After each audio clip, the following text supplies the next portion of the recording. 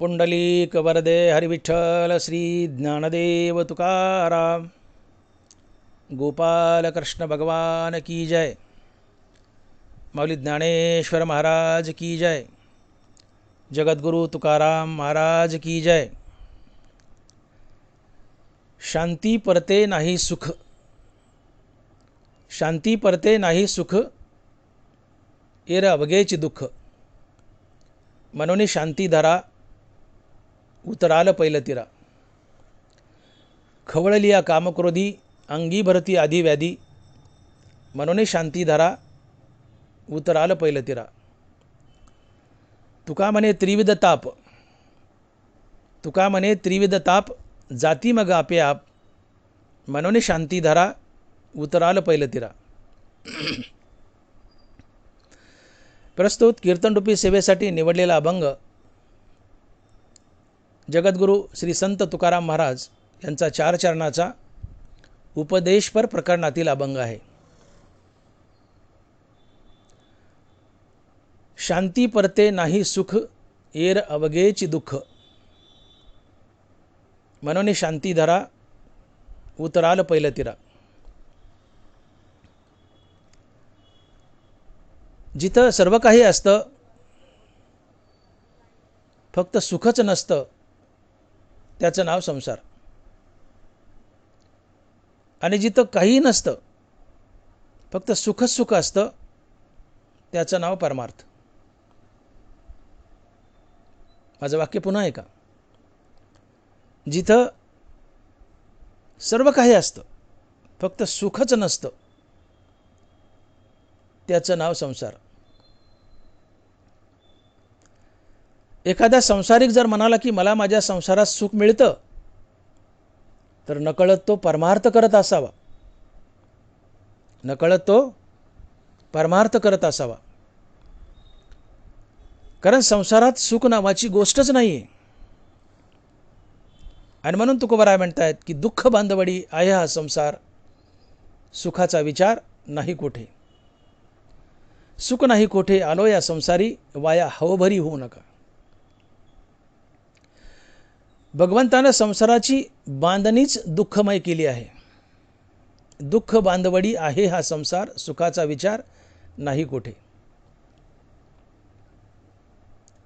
संसारात सुख नावाची गोष्टच नाही आहे। हा संसार पूर्णतः दुःखानं खचून भरलेला आहे। संसार ज्या मुळावर उभा आहे ते संसाराचं मूळच मुळात दुःखरूप आहे।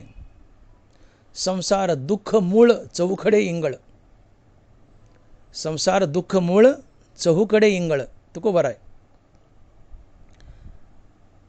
संसार ज्या मुळावर उभा आहे ते संसाराचं मूळच दुःखमय आहे। जसं कारलं ज्या मुळावर उभं आहे ते कारल्याचं मूळच कडू असतं, आणि म्हणून या कडू मुळाला कडू कारलं लागतं। आणि म्हणून समाजामध्ये एक सहजच म्हण आहे, कडू कारलं साखरेत घोळलं तुपात तळलं, कडू ते कडूच। तसं संसार ज्या मुळावर उभा आहे ते संसाराचं मूळ दुःखरूप आहे, आणि म्हणून या दुःखरूप संसार मुळाला दुःखरूप संसाराचं झाड लागतं, आणि या दुःखरूप संसाराच्या झाडाला, या दुःखरूप संसाराच्या वृक्षाला फळं ही दुःखाचीच लागतात। आणि म्हणून संसार पूर्णतः दुःखानं भरलेला आहे। इथं सुख नावाची गोष्टच नाही। म्हणून जिथं जे नाही आहे ते तिथं कसं मिळेल? संसारात सुख नावाची गोष्टच नाही आहे तर संसारात सुख मिळेल कसं? संसारात फक्त दुःख आहे म्हणून तुम्हाला दुःखच मिळेल। अर्थात जे जिथं नसतं ते तिथं मिळत नसतं। संसारात सुख नाही म्हणून संसारात सुख मिळणारच नाही, कारण संसाराची बांधणीच दुःखमय आहे। दुःख बांधवडी आहे हा संसार, सुखाचा विचार नाही कुठे। संसार किती दुःखमय आहे हे सांगताना ज्ञानोबा लिहित आहेत, मृत्यूलोकी सुखाची कहाणी ऐकविजेल कवनाचे श्रवणी, कैची सुख निद्रा अंथुरणी इंगळाच्या। एखादा मनुष्य रखरखीत विस्तवावर झोपलाय आणि त्याला विचारलं की मामा कसं वाटतंय, तर तो म्हणतो मजा वाटते. तसं एखाद्या संसारिक माणसाला जर विचारलं की रामराम पाहुणं, काय चाललंय, कसं वाटतंय, तर तो म्हणतो मजा वाटते, माझं मजेत चाललंय. एखाद्या संसारिक माणसाला तुम्ही विचारा, पाहुणं रामराम काय चाललंय, तो म्हणतो बरं चाललंय, मजेत चाललंय. हे बरं चाललंय, मजेत चाललंय हे बोलणं तितकं हास्यास्पद आहे. ज्ञानोबा म्हणतात की मनुष्य म्हणतो माझं बरं चाललंय, मजेत चाललंय, हे बोलणं तितकं हास्यास्पद आहे की विस्तावावर झोपलेल्या माणसानं म्हणावं माझं बरं चाललंय, माझं मजेत चाललंय. तितकं हास्यास्पद आहे. याचा अर्थ संसारात सुख नावाची गोष्टच नाही आहे. विस्तवावर झोपलेला मनुष्य कधी सुखी होऊ शकत नाही. मृत्यूलोकी सुखाची कहाणी ऐकविजेल कवनाचे श्रवणी, कैची सुख निद्रा अंथरुणी इंगळाच्या. विस्तावावर झोपलेला मनुष्य कधी सुखी होऊ शकत नाही. तसं संसारातला मनुष्य कधी सुखी राहू शकत नाही. कारण संसारात सुख नावाची कहाणी, सुख नावाची गोष्टसुद्धा ऐकायला मिळणार नाही. हा पूर्ण संसार पूर्णतः दुःखानं खचून भरलेला आहे. दुःख बांधवडी आहे हा संसार. सुखाचा विचार नाही कुठे. आणि म्हणून मी सुरुवातीला विधान केलं की एखादा संसारिक जर म्हणाला की मला माझ्या संसारात सुख मिळतं, तर नकळत तो परमार्थ करत असावा. नकळत तो परमार्थ करत असावा. कारण संसारात सुख नावाची गोष्टच नाही. संसारात सुख मिळूच शकत नाही. मी तुम्हाला एक प्रश्न विचारतो, तुम्ही संसार करता ते सुख मिळतं म्हणून का गरज म्हणून? अर्थातच गरज म्हणून. संसार ही माणसाची गरज आहे. माणसाने संसार नाही केला तर माणसाला उपवाशी मरावं लागेल. मनुष्य संसार करतो ते गरज म्हणून, सुख मिळतं म्हणून नाही.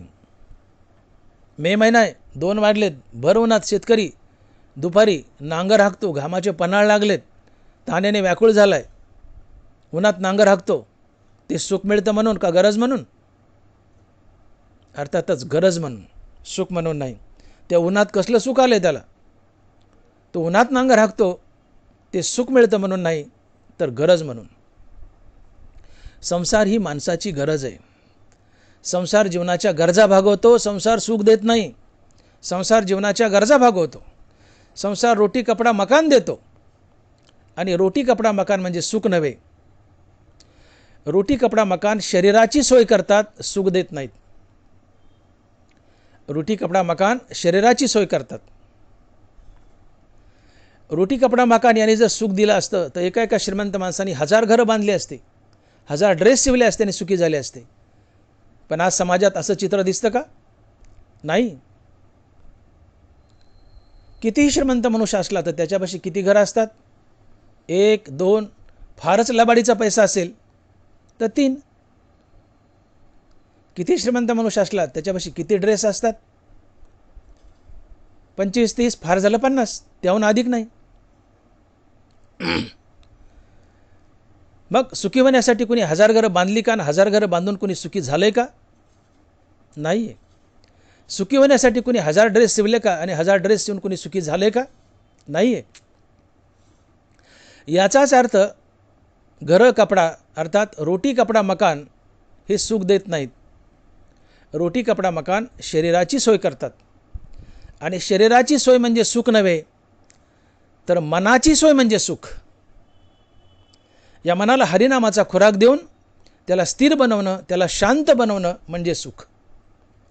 आणि म्हणून ज्ञानोबा ज्ञानेश्वरी सुख आणि दुःखाच्या व्याख्या करतायत आणि माऊली लिहित आहेत, किंबहुना सोये जीवात्मयाची लाहे, तेत जे होये तया नाव सुख. आणि ऐसी हे अवस्था न जोडिता पार्था, जिजे ते सर्वथा दुःख जाणे. ज्ञानोबांनी ज्ञानेश्वरीत केलेल्या सुख आणि दुःखाच्या व्याख्या.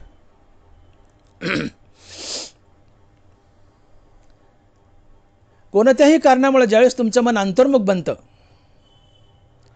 त्यावेळेस ते हृदयस्थ रामप्रभूला जाऊन भेटतं. मन आणि हृदयस्थ राम यांच्या भेटीतून मनाला स्थिरता लाभते आणि मनाच्या या स्थिरतेतून येणारा अनुभव हे सुख असतं. कोणतंही कारण असो, मग तो विषयभोग असो किंवा हरिनाम असो, कोणत्याही कारणामुळे ज्यावेळेस तुमचं मन अंतर्मुख बनतं त्यावेळेस ते हृदयस्थ रामप्रभूला जाऊन भेटतं. मन आणि हृदयस्थ राम यांच्या भेटीतून मनाला स्थिरता लाभते आणि मनाची ही स्थिरता हे सुख असते. आणि अशी अवस्था ज्याला जोडता येत नाही, अर्थात ज्याला मन अंतर्मुख करता येत नाही, अर्थात ज्याचं मन हृदयस्थ रामप्रभूपासून तुटलंय, बाहेर पडतंय, मन आणि हृदयस्थ राम यांची ताटातूट झाली आहे, असं ताटातूट झालेलं मन बेचैन असतं, अस्थिर असतं आणि मनाची ही बेचैनी अस्थिरता हेच दुःख असते. आणि म्हणून कोणत्याही कारणामुळे ज्यावेळेस तुमचं मन अंतर्मुख झालंय, हृदयस्थ रामप्रभूला जाऊन भेटलंय, मन आणि हृदयस्थ राम यांच्या भेटीतून मनाला स्थिरता लाभली आहे, मनाची ही स्थिरता हे सुख असते आणि मनाची अस्थिरता हे दुःख असते. आणि हीच मनाची स्थिरता म्हणजे शांती. ही मनाची स्थिरता म्हणजे शांती आणि मनाची अस्थिरता म्हणजे अशांती. आणि म्हणून मनाची शांती हे सुख, मनाची अशांती हेच दुःख. अर्थात मनाची स्थिरता, मनाची शांती हे सुख, मनाची अस्थिरता, मनाची अशांती हे दुःख. थोडक्यात बोललं तर मनाची शांती हे सुख, मनाची अशांती हेच दुःख. सुख दुःख या अनुभवाच्या गोष्टी आहेत. ही एक जाणीव आहे, ही एक फिलिंग आहे. सुख दुःख या दाखवायच्या गोष्टी नाही आहेत. नरबरा बोलतायत, जे तर शांतीचा जिव्हाळा नाही ते तर सुख विसरोनी नरगे काही, जैसा पापियांच्या ठाई मोक्षू नवसे. जसा पापी माणसापाशी मोक्ष चुकूनही येत नाही, तसं अशांत माणसापाशी सुख चुकूनही येत नाही. सुख येतं ते शांत माणसापाशी, सुख येतं ते शांत माणसापाशी. नवे नवे शांती हे सुख असते. सुख शांत माणसापाशी येते असं म्हणण्यापेक्षा शांती हे सुख असते. जे तर शांतीचा जिव्हाळा नाही ते तर सुख विसरोनी न गे काही, जैसा पापियांच्या ठाई मोक्षू नवसे. पापी माणसाजवळ जसा मोक्ष चुकूनही येत नाही, तसं अशांत माणसापाशी ही चूक, अशांत माणसापाशी ही सुख चुकूनही येत नाही. सुख येतं ते फक्त शांत माणसापाशी. नवे नवे शांती हे सुख असते, शांती हे सुख असते. नरबरा बोलतायत की एखाद्या माणसाच्या पोटात जर अमृताचा झरा वाहत असेल, जयाचे जठरू प्रसवे अमृताचा निर्झरू, तया क्षुधा त्रषा अडदरू काहीच नाही. एखाद्या माणसाच्या पोटात जर अमृताचा झरा वाहत असेल तर त्याला तहानभूक कशी सतावेल? त्याला तहानभूक कधी सतावू शकत नाही. तसं तुमचं मन जर प्रसन्न असेल तर तुम्हाला संसाराचं दुःख सतावू शकत नाही. नवे नवे तुमच्या जीवनात संसाराचं दुःख येतच नाही, तुम्ही सातत्यानं सुखी असता. नरबरा बोलतायत, अखंडित प्रसन्नता अथी जेत चित्ता, ते तर रिगणे नाही समजता संसार दुःखा. होऊया का नरबराची? अखंडित प्रसन्नता अथी जेत चित्ता, ते तर रिगणे नाही समजता संसार दुःखा. ज्याचं चित्त सातत्यानं प्रसन्न आहे तिथं संसार दुःखाचा प्रवेशच होत नाही, तिथं सुखच सुख नांदत असतंय. आणि ही मनाची चित्ताची प्रसन्नता म्हणजे मनाची स्थिरता, मनाची शांती होय. तुकोबाराही बोलले, मन करारे प्रसन्न सर्व सिद्धीचे कारण. नरबराय म्हणतायत की ज्याचं मन प्रसन्न आहे, स्थिर आहे, शांत आहे, तिथं संसार दुःखाचा प्रवेश होत नाही, तिथं सुखच सुख नांदत असतं. अखंडित प्रसन्नता अति जेत चित्ता, तिथं रिगणे नाही समजता संसार दुःखा. ही चित्ताची मनाची प्रसन्नता म्हणजेच मनाची स्थिरता, मनाची शांती होय. आणि मनाची शांती हे सुख होय.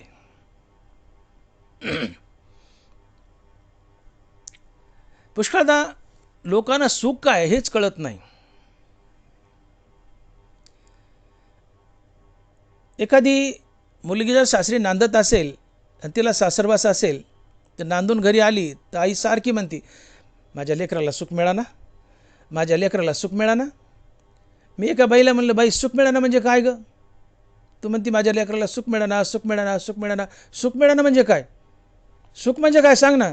ती म्हणते मला काय माहीत. मग का का का म्हणते माझ्या लेकराला सुख मिळालं? तुझ्या लेकराला भरपूर खायला मिळालं म्हणजे सुख मिळालं का? तुझ्या लेकराला, तुझ्या लेकीला चांगले कपडे, नाट्या साड्या घालायला मिळाल्या म्हणजे सुख मिळाले का? मोठ्या मोठ्या गाडीत फिरले म्हणजे सुख मिळाले का? भरपूर पैसा आला म्हणजे सुख मिळाला का? हां, तुझ्या लेकीपाशी हे नाही म्हणून दुःखी म्हणतेस का तू? धनदौलत म्हणजे सुख आहे का? बाईला काय बोलताय ना. म्हणलं बाई, हे हे धनदौलत घरदार म्हणजे सुख नव्हे बाई, मनाची शांती म्हणजे सुख आहे. संपत्ती म्हणजे सुख नव्हे, मनाची शांती म्हणजे सुख आहे.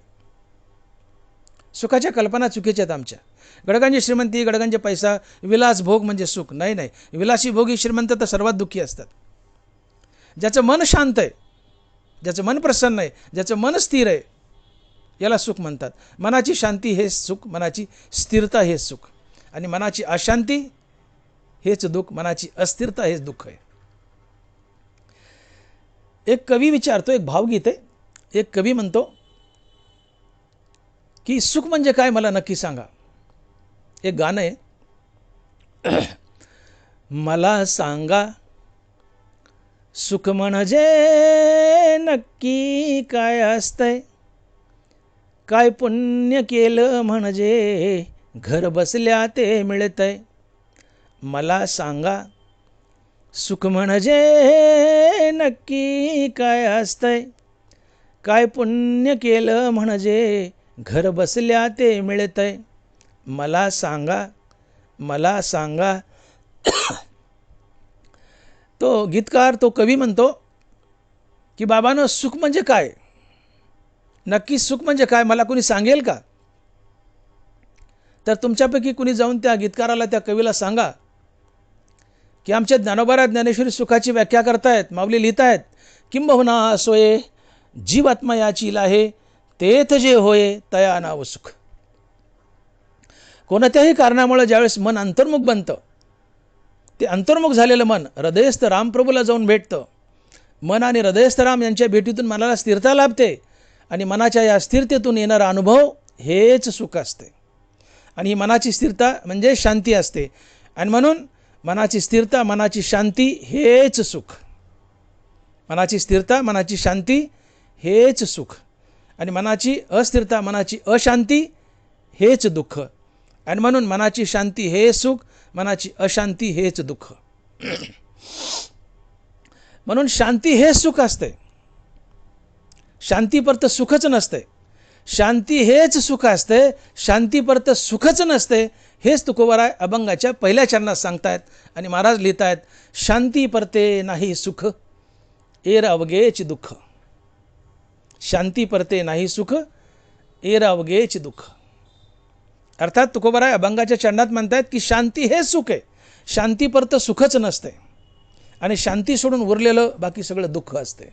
शांती परते नाही सुख, एर अवघेच दुःख. शांती हेच सुख, मनाची स्थिरता हेच सुख. अर्थात मनाची शांती हे सुख, आणि उरलेल्या गोष्टी म्हणजे दुःख. शांती परते नाही सुख, एर अवघेच दुःख. मग या अभंगामध्ये पहिल्या चरणाचा विचार करत असताना तुकोबाराय बोलले की शांती परते नाही सुख. हा अभंग जवळजवळ फक्त दोन गोष्टीच्याच भोवताली फिरतो, शांती आणि सुख. शांती परते नाही सुख, दोनच शब्दाच्या भोवताली फिरतो, शांती आणि सुख. शांती हे सुख असतं. मग या पहिल्या चरणात प्रामुख्यानं तीन गोष्टीचा विचार करावा लागेल.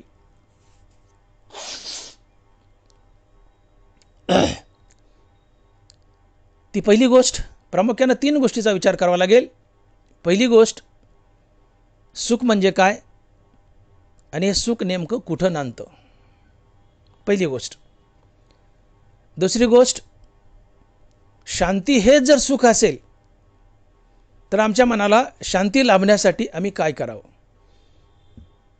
आणि तिसरी गोष्ट, आमच्या मनाची शांती भंग होते, तर ही मनाची शांती भंग करण्यासाठी कोणकोणते शत्रू टपलेले असतात. या तीन गोष्टीचा प्रामुख्यानं अभंगाच्या या पहिल्या चरणात विचार मांडावा लागेल. तर पहिली गोष्ट, सुख म्हणजे काय, आणि सुख नेमकं नांदतं कुठं? तर आपण पाहिलं, कोणत्याही कारणामुळे ज्यावेळेस मन अंतर्मुख बनतं, मग ते विषयभोग असो की हरिनाम असो, आपण पुढे पाहू. कोणत्या कारणामुळे मन ज्यावेळेस अंतर्मुख बनतं त्यावेळेस ते हृदयस्थ रामप्रभूला जाऊन भेटतं. मन आणि हृदयस्थ राम यांच्या भेटीतून मनाला स्थिरता लाभते. मनाच्या या स्थिरतेतून येणारा अनुभव म्हणजे सुख, आणि मनाची स्थिरता म्हणजे शांती असते. म्हणून मनाची स्थिरता, मनाची शांती हेच सुख. आपण सुखाची व्याख्या पाहिली की मनाची स्थिरता, मनाची शांती हेच सुख. मग आता हे सुख नेमकं नांदतं कुठं? तर सुखाची जागाही एक आणि सुखाचं स्वरूपही एक, आणि ते आहे आत्मस्वरूप. सुखाची जागाही एक आणि सुखाचं स्वरूपही एक, आणि ते आहे आत्मस्वरूप. सुख आत्मस्वरूपाशिवाय इतरत्र कुठं नांदूच शकत नाही. सुख नांदतं ते फक्त आत्मस्वरूपात, आणि आत्मस्वरूप म्हणजे चैतन्य. आणि म्हणून या विश्वात उपाधी आणि चैतन्य हे एकमेकात मिसळून आहेत.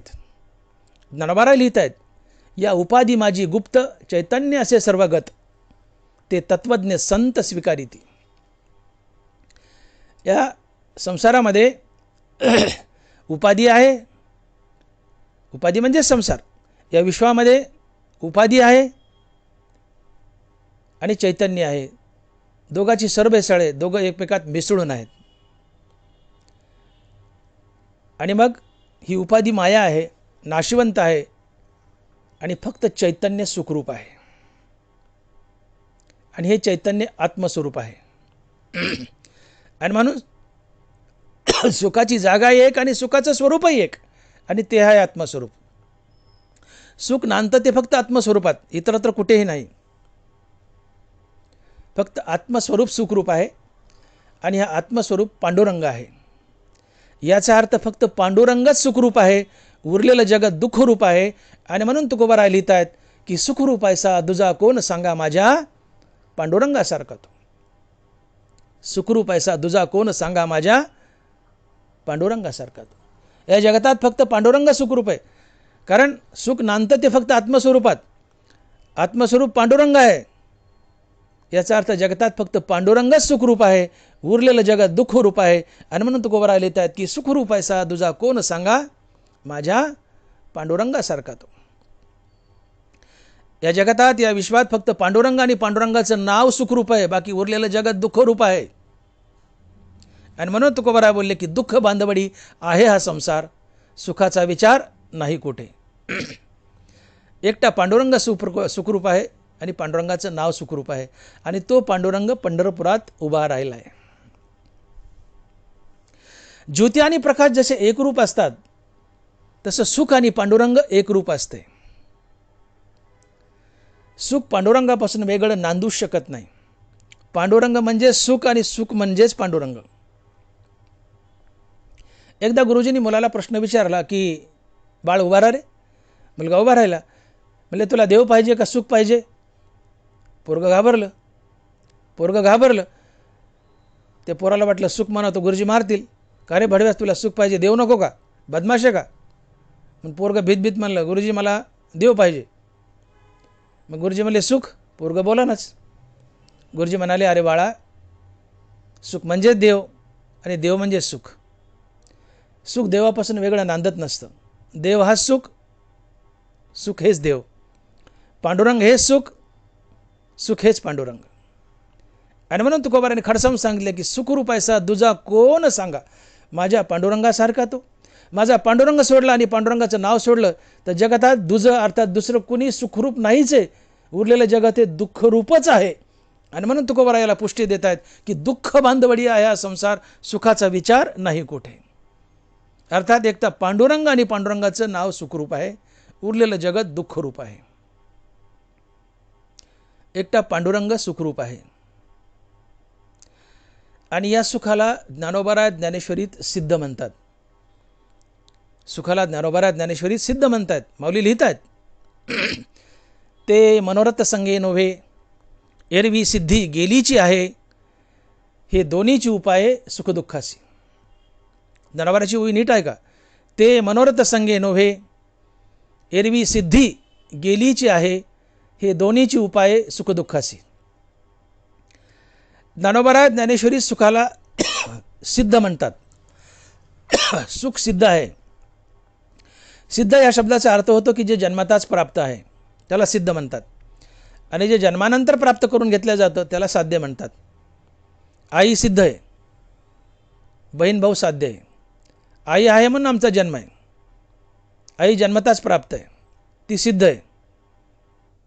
बहीण भाऊ साध्य आहेत, ते जन्मानंतर प्राप्त केल्या जातात.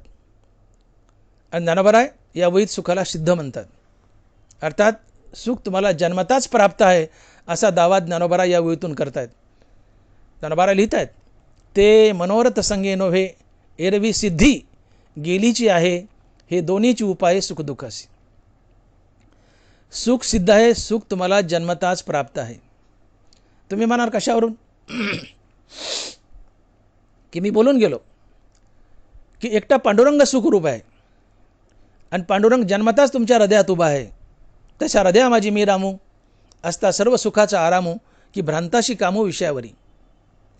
जन्मताच हृदयात राम उभा आहे. राम हाच पांडुरंग आहे. एकटा पांडुरंग सुखरूप आहे, पांडुरंग जन्मताच हृदयात उभा आहे. याचा अर्थ पांडुरंगाच्या रूपानं सुखच हृदयात उभा आहे, आणि म्हणून ज्ञानोबा सुखाला सिद्ध म्हणतायत. एकदा पुन्हा ऐका.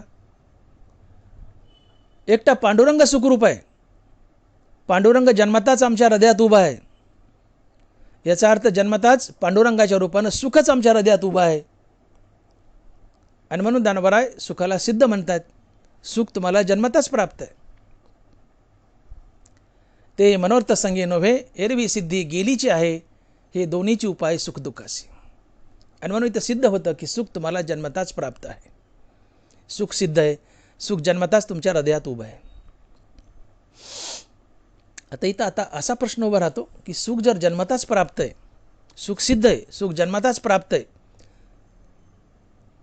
तर सुखाची अनुभूती, सुखाचा अनुभव आम्हाला का येत नाही? सुखासाठी आमची तोंड अशी का सुकलीत? सर्व सुखाची आशा जन्म गेला, आयुष्यभर सुखाच्या आशेत आम्ही जगत असतो, पण आम्हाला सुख मिळत नाही. असं का व्हावं? ज्ञानोबा आता म्हणतात सुख सिद्ध आहे, सुख जन्मता प्राप्त आहे प्रत्येकाला. मग सिद्ध असून प्राप्त असून त्याचा अनुभव आम्हाला का येत नाही? त्याचा भोग का घेता येत नाही? सुख आम्हाला उपभोगता का येत नाही? सुखाच्या बाबतीत आम्ही असे सासरवासी का आहोत? तुम्हाला माहिती आहे का सासरवासी शब्दाचा अर्थ? आपण सहसा नांदायला गेलेल्या मुलीला, नवीन नांदायला गेलेल्या मुलीला आपण सासरवासी म्हणतो. सासरवास या शब्दाचा असा अर्थ होतो की सर्व काही आपल्या मालकीचं आहे. धन दौलत जमीन जात सगळं आपल्या मालकीचं आहे. आपल्या मालकीचं असूनही आपल्याला त्याचा स्वइच्छेने उपभोग घेता न येणं म्हणजे सासरवास. मुलगी नांदायला गेली आहे. नांदायला गेल्यानंतर ती सगळ्या जायजातीची मालकी नसते. सगळी संपत्ती, घर जात, सगळी जायजात तिच्या मालकीची आहे. पण सगळी जायजात तिच्या मालकीची असूनही तिच्या स्वइच्छेने तिला त्या जायजातीचा उपभोग घेता न येणं म्हणजे सासरवास. आपलंय, सगळं आपलंय, पण आपलं असून आपल्याला त्याचा उपभोग घेता न येणं हा सासरवास असतो.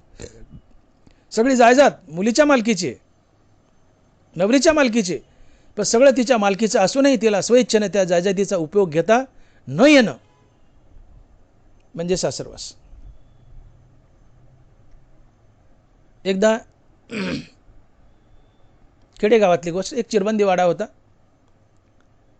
आणि त्या वाड्यामध्ये सकाळची रामपाऱ्याची वेळ. सासूबाईंनी स्नान केले, तुळशीला पाणी घातले, आणि तुळशीला प्रदक्षिणा घालते, आणि रामनामाचा जाप चाललाय चौकामध्ये. तिथं बाजूला चौकात सून भांडे घासत होती. सासू तुळशीला पाणी घालून तुळशीला प्रदक्षिणा घालते, रामनामाचा जाप चाललाय सासूचा. तिथं बाजूला चौकात सून भांडे घासतीये.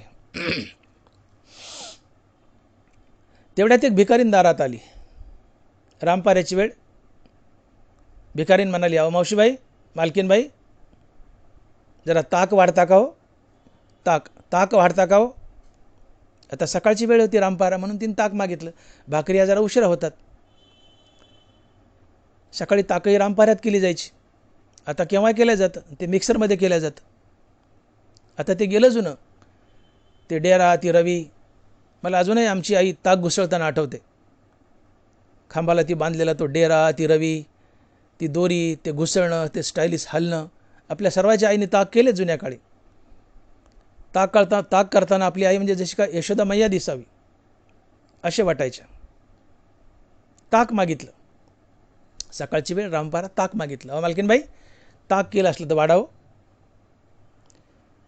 आता सुनेला वाटलं सासूबाईच्या रामनामात अडथळा नको. मग सुनबाई पटकन उठली आणि दारात आली आणि म्हणाली, अहो मावशीबाई, आज ताक केलं नाही. ती भिकारीन म्हणाली, ठीक आहे. काय म्हणाली सून? मावशीबाई, आज ताक केलं नाही, उद्या करणार तर उद्या या. ती भिकारीन पुढे चालू लागली. पण आज ताक केलं नाही हा शब्द, हा सुनेचा शब्द सासूच्या कानावर पडला. आज ताक केलं नाही हे भिकारीला सांगितले सुनेनी. सुनेनी जे भिकारीला सांगितले की आज ताक केलं नाही, हा सुनेचा शब्द सासूच्या कानावर पडला. आज ताक केलं नाही. सासूने रामनाम सोडलं, तुळशीच्या प्रदक्षिणा सोडल्या आणि पळत दारात आली आणि त्या भिकारीला पुन्हा आवाज दिला. म्हणले, ए भिकारीन, माघारी आहे. भिकारीन माघारी आली. तिला वाटलं काय देती काय की. भिकारीन आली जवळ. म्हणली, का हो मालकीन बाई?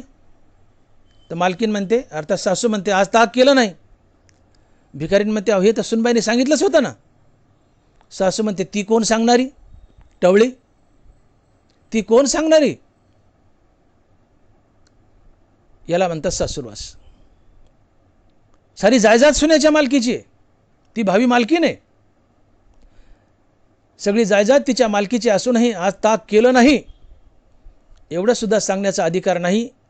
याला सासूरवास म्हणतात. सगळं आपल्या मालकीचं आहे. आपल्या मालकीचं असूनही त्याचा आपल्याला स्वेच्छेने उपभोग घेता न येणं म्हणजे सासूरवास. आणि म्हणून तुकोबारा देवाच्या दारात उभं राहतात आणि घराणं मांडतात. तुकोबारा देवाला म्हणतात की देवा, तू आमच्या हक्काचा देव, तू आमच्या मालकीचा देव, जन्मता आमच्या हृदयात उभा आहेस. तुझ्या रूपानं सुखही आमच्या हृदयात जन्मताच उभं आहे. तू आमच्या हक्काचा देव, जन्मता हृदयात उभा आहेस. तुझ्या रूपानं सुखही हृदयात उभं आहे. आमचा देव, आमचं सुख जन्मताच प्राप्त असून आम्हाला आमच्या या देवाचा आणि या सुखाचा उपभोग देवा का घेता येत नाही? देवा, तू आम्हाला असं सुखाच्या बाबतीत सासूरवासी का केलंस?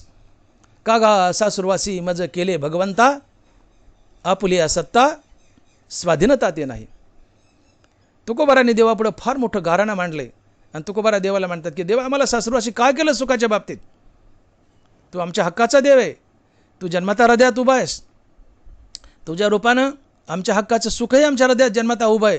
आमचा देव, आमचं सुख असून, जन्मता प्राप्त असून आम्हाला आमच्या देवाचा आणि आमच्या सुखाचा आमच्या स्वेच्छेने उपभोग का घेता येत नाही? देवा, तू असं आम्हाला सुखाच्या बाबतीत सासूरवासी का केलेस? का गा सासूरवासी मज केले भगवंता, आपुली सत्ता स्वाधीनता ते नाही. असं मोठं गाऱ्हाणं मांडलंय तुकोबाराने देवापुढं. जीव सुखाच्या बाबतीत सासूरवासी आहे. आमचं असून आम्हाला त्याचा स्वेच्छेने उपभोग घेता न येणं हा सासूरवास आहे. आमचं सुख आहे, जन्मता प्राप्त आहे, आमचं सुख आहे, आमचं असून आम्हाला आमच्या स्वेच्छेने त्या सुखाचा उपभोग घेता येत नाही, म्हणून जीव सुखाच्या बाबतीत सासूरवासी आहे. मग प्रश्न असा उभा राहतो की जन्मता सुख आमचं असून आम्हाला त्याचा उपभोग घेता येत नाही, याचं कारण काय? आमचं सुख आहे, जन्मता प्राप्त आहे, जन्मता हृदयात उभं आहे पांडुरंगाच्या रूपानं. मग आमचं सुख असून आम्हाला त्याचा उपभोग का घेता येत नाही? याचं उत्तर ज्ञानोबा ज्ञानेश्वर देत आहेत, माऊली लिहित आहेत. ते मनोरथ संगे नोहे, एरवी सिद्धी गेलीची आहे, हे दोन्हीची उपाये सुखदुःखासी. ते मनोरथ संगे नोहे, इच्छेसोबत सुख नसतं, इच्छेच्या अभावात निरंतर सुख असतं. इच्छा दुःखाला कारणीभूत असते, इच्छेचा अभाव सुखाला कारणीभूत असतं. ते मनोरथ संगे नोहे, इच्छेसोबत सुख नसतं, इच्छेच्या अभावात निरंतर सुख असतं. आमचं सुख जे आम्हाला जन्मता प्राप्त आहे, आमचं असून आम्हाला त्या सुखाचा उपभोग घेता येत नाही, याचं कारण आमच्या सुखाच्या प्राप्तीला ही आमची इच्छा, आमची मनोरथ आडवी येतात. आणि म्हणून ज्ञानोबा लिहित आहेत की ते मनोरथ संगे नोहे, एरवी सिद्धी गेलीची आहे, हे दोन्हीची उपाये सुखदुःखासी. आमच्या सुखाला आडव्या येतात त्या इच्छा. इच्छा सुखाला कशा आडव्या येतात? मी बोलून गेलो की कुठल्याही कारणामुळे ज्यावेळेस मन अंतर्मुख होतं त्यावेळेस ते हृदयस्थ रामप्रभूला जाऊन भेटतं. मन आणि हृदयस्थ राम यांच्या भेटीतून मनाला स्थिरता लाभते. मनाच्या या स्थिरतेतून येणारा अनुभव हे सुख असतं. मनाची ही स्थिरता, मनाची शांती हे सुख असते. परंतु आमचं मन आता अंतर्मुख झाले, हृदयस्थ रामाला भेटले, तिथं हृदयाच्या डोहात बुडाले, तिथं त्याची लयरूप निवृत्ती झाली आहे आणि ते हृदयस्थ रामाशी एक होऊन सुख भोगत आहे. रामाशी जाऊन एकरूप झाले, ते सुखी आहे, शांत आहे. शांती हे सुख आहे. पण मनात जर कुठली इच्छा उठली की इच्छा मनाला आपल्यासोबत घेऊन बाहेर पडते. मन त्या इच्छेच्या पाठीमागे धावतं. मन आणि हृदयस्थ राम यांची ताटातूट होते आणि हृदयस्थ रामापासून तुटलेलं मन हे तडपतं, बेचैन होतं, अस्थिर होतं आणि मनाची ही बेचैनी, अस्थिरता हेच दुःख असते. मनाची ही बेचैनी, अस्थिरता म्हणजेच अशांती आणि अशांती हेच दुःख असते. आणि म्हणून ज्ञानोबा म्हणतायत की ते मनोरथ संगे नव्हे, एरवी सिद्धी गेलीची आहे, हे दोन्हीची उपाय सुखदुःखासी. इथं काय झालंय? आमचं मन अंतर्मुख झालंय. मग ते विषयभोग असो, हरिनाम असो, कशाने असो, मन अंतर्मुख झाले, हृदयस्थ रामाला जाऊन भेटले, हृदयस्थ रामाशी एकरूप झाले, ते स्थिरावले आणि स्थिरता हे सुख असते. पण मनात नाना प्रकारच्या इच्छा उठतात. इच्छेला तळ नसतो, इच्छा अगणित असतात.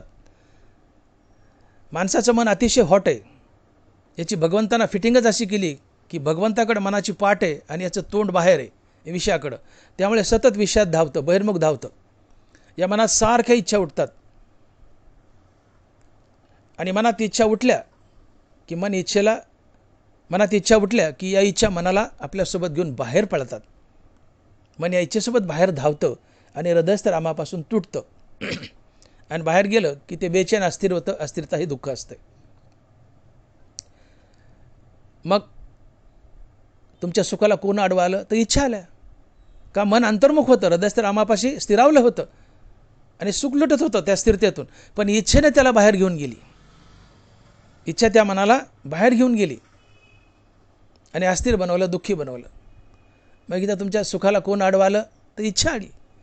तुमच्या सुखाला मनोरथ आडवे आली. ते मनोरथ संगे नव्हे, एरवी सिद्धी गेलीची आहे. सुख सिद्ध आहे, जन्मता प्राप्त आहे. मन अंतर्मुख झालं की हृदयस्थ रामाला भेटतं, स्थिरावतं. स्थिरावणं हे सुख आहे, शांती हे सुख आहे.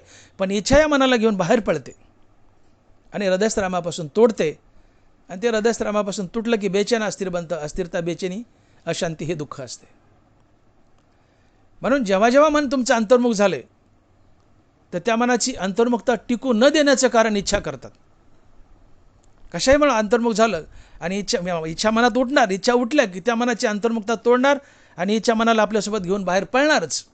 आणि मन इच्छेसोबत बाहेर पळालं की हृदयस्थ राम आणि मन यांची ताटातूट. या ताटातुटीतून ते बेचैन, ते तडपतं, अस्थिर. अस्थिरता हे दुःख, अशांती हे दुःख.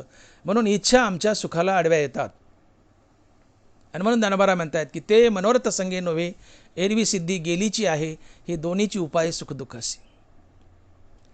आणि म्हणून ज्ञानोबा बोलतायत की मानवी जीवनात दुःखाचं सर्वात मोठं कारण जर काय असेल तर अयुक्तपण मनाचे, हेची सर्व सुदुःखाचे, या कारणे इंद्रियाचे दमन निके. मानवी जीवनात दुःखाचं प्रमुख कारण जर काय असेल तर अयुक्तपण मनाचे, मनाचा अयुक्तपणा, मनाची बहिर्मुख धाव, मनाची चंचलता, मनाची अस्थिरता हे मानवी जीवनाच्या दुःखाचं प्रमुख कारण आहे. अयुक्तपण मनाचे, हेची सर्व सुदुःखाचे. ज्ञानोबांनी इथं च लावलेत, सकारात्मक बोललेत, हेची सर्व सुदुःखाचे. मानवी जीवनाचं सर्वात मोठं दुःखाचं कारण काय असेल तर मनाचा अयुक्तपणा, मनाचा चंचलपणा, मनाची बहिर्मुख धाव, मनाची अस्थिरता, या गोष्टी मानवी जीवनातील दुःखाचं प्रमुख कारण आहे. अयुक्तपण मनाचे, हेची सर्व सुदुःखाचे. मग मनाचा हा अयुक्तपणा, मनाची चंचलता, मनाची बहिर्मुख धाव मोडा. त्याला हरिनामानं अंतर्मुख करा.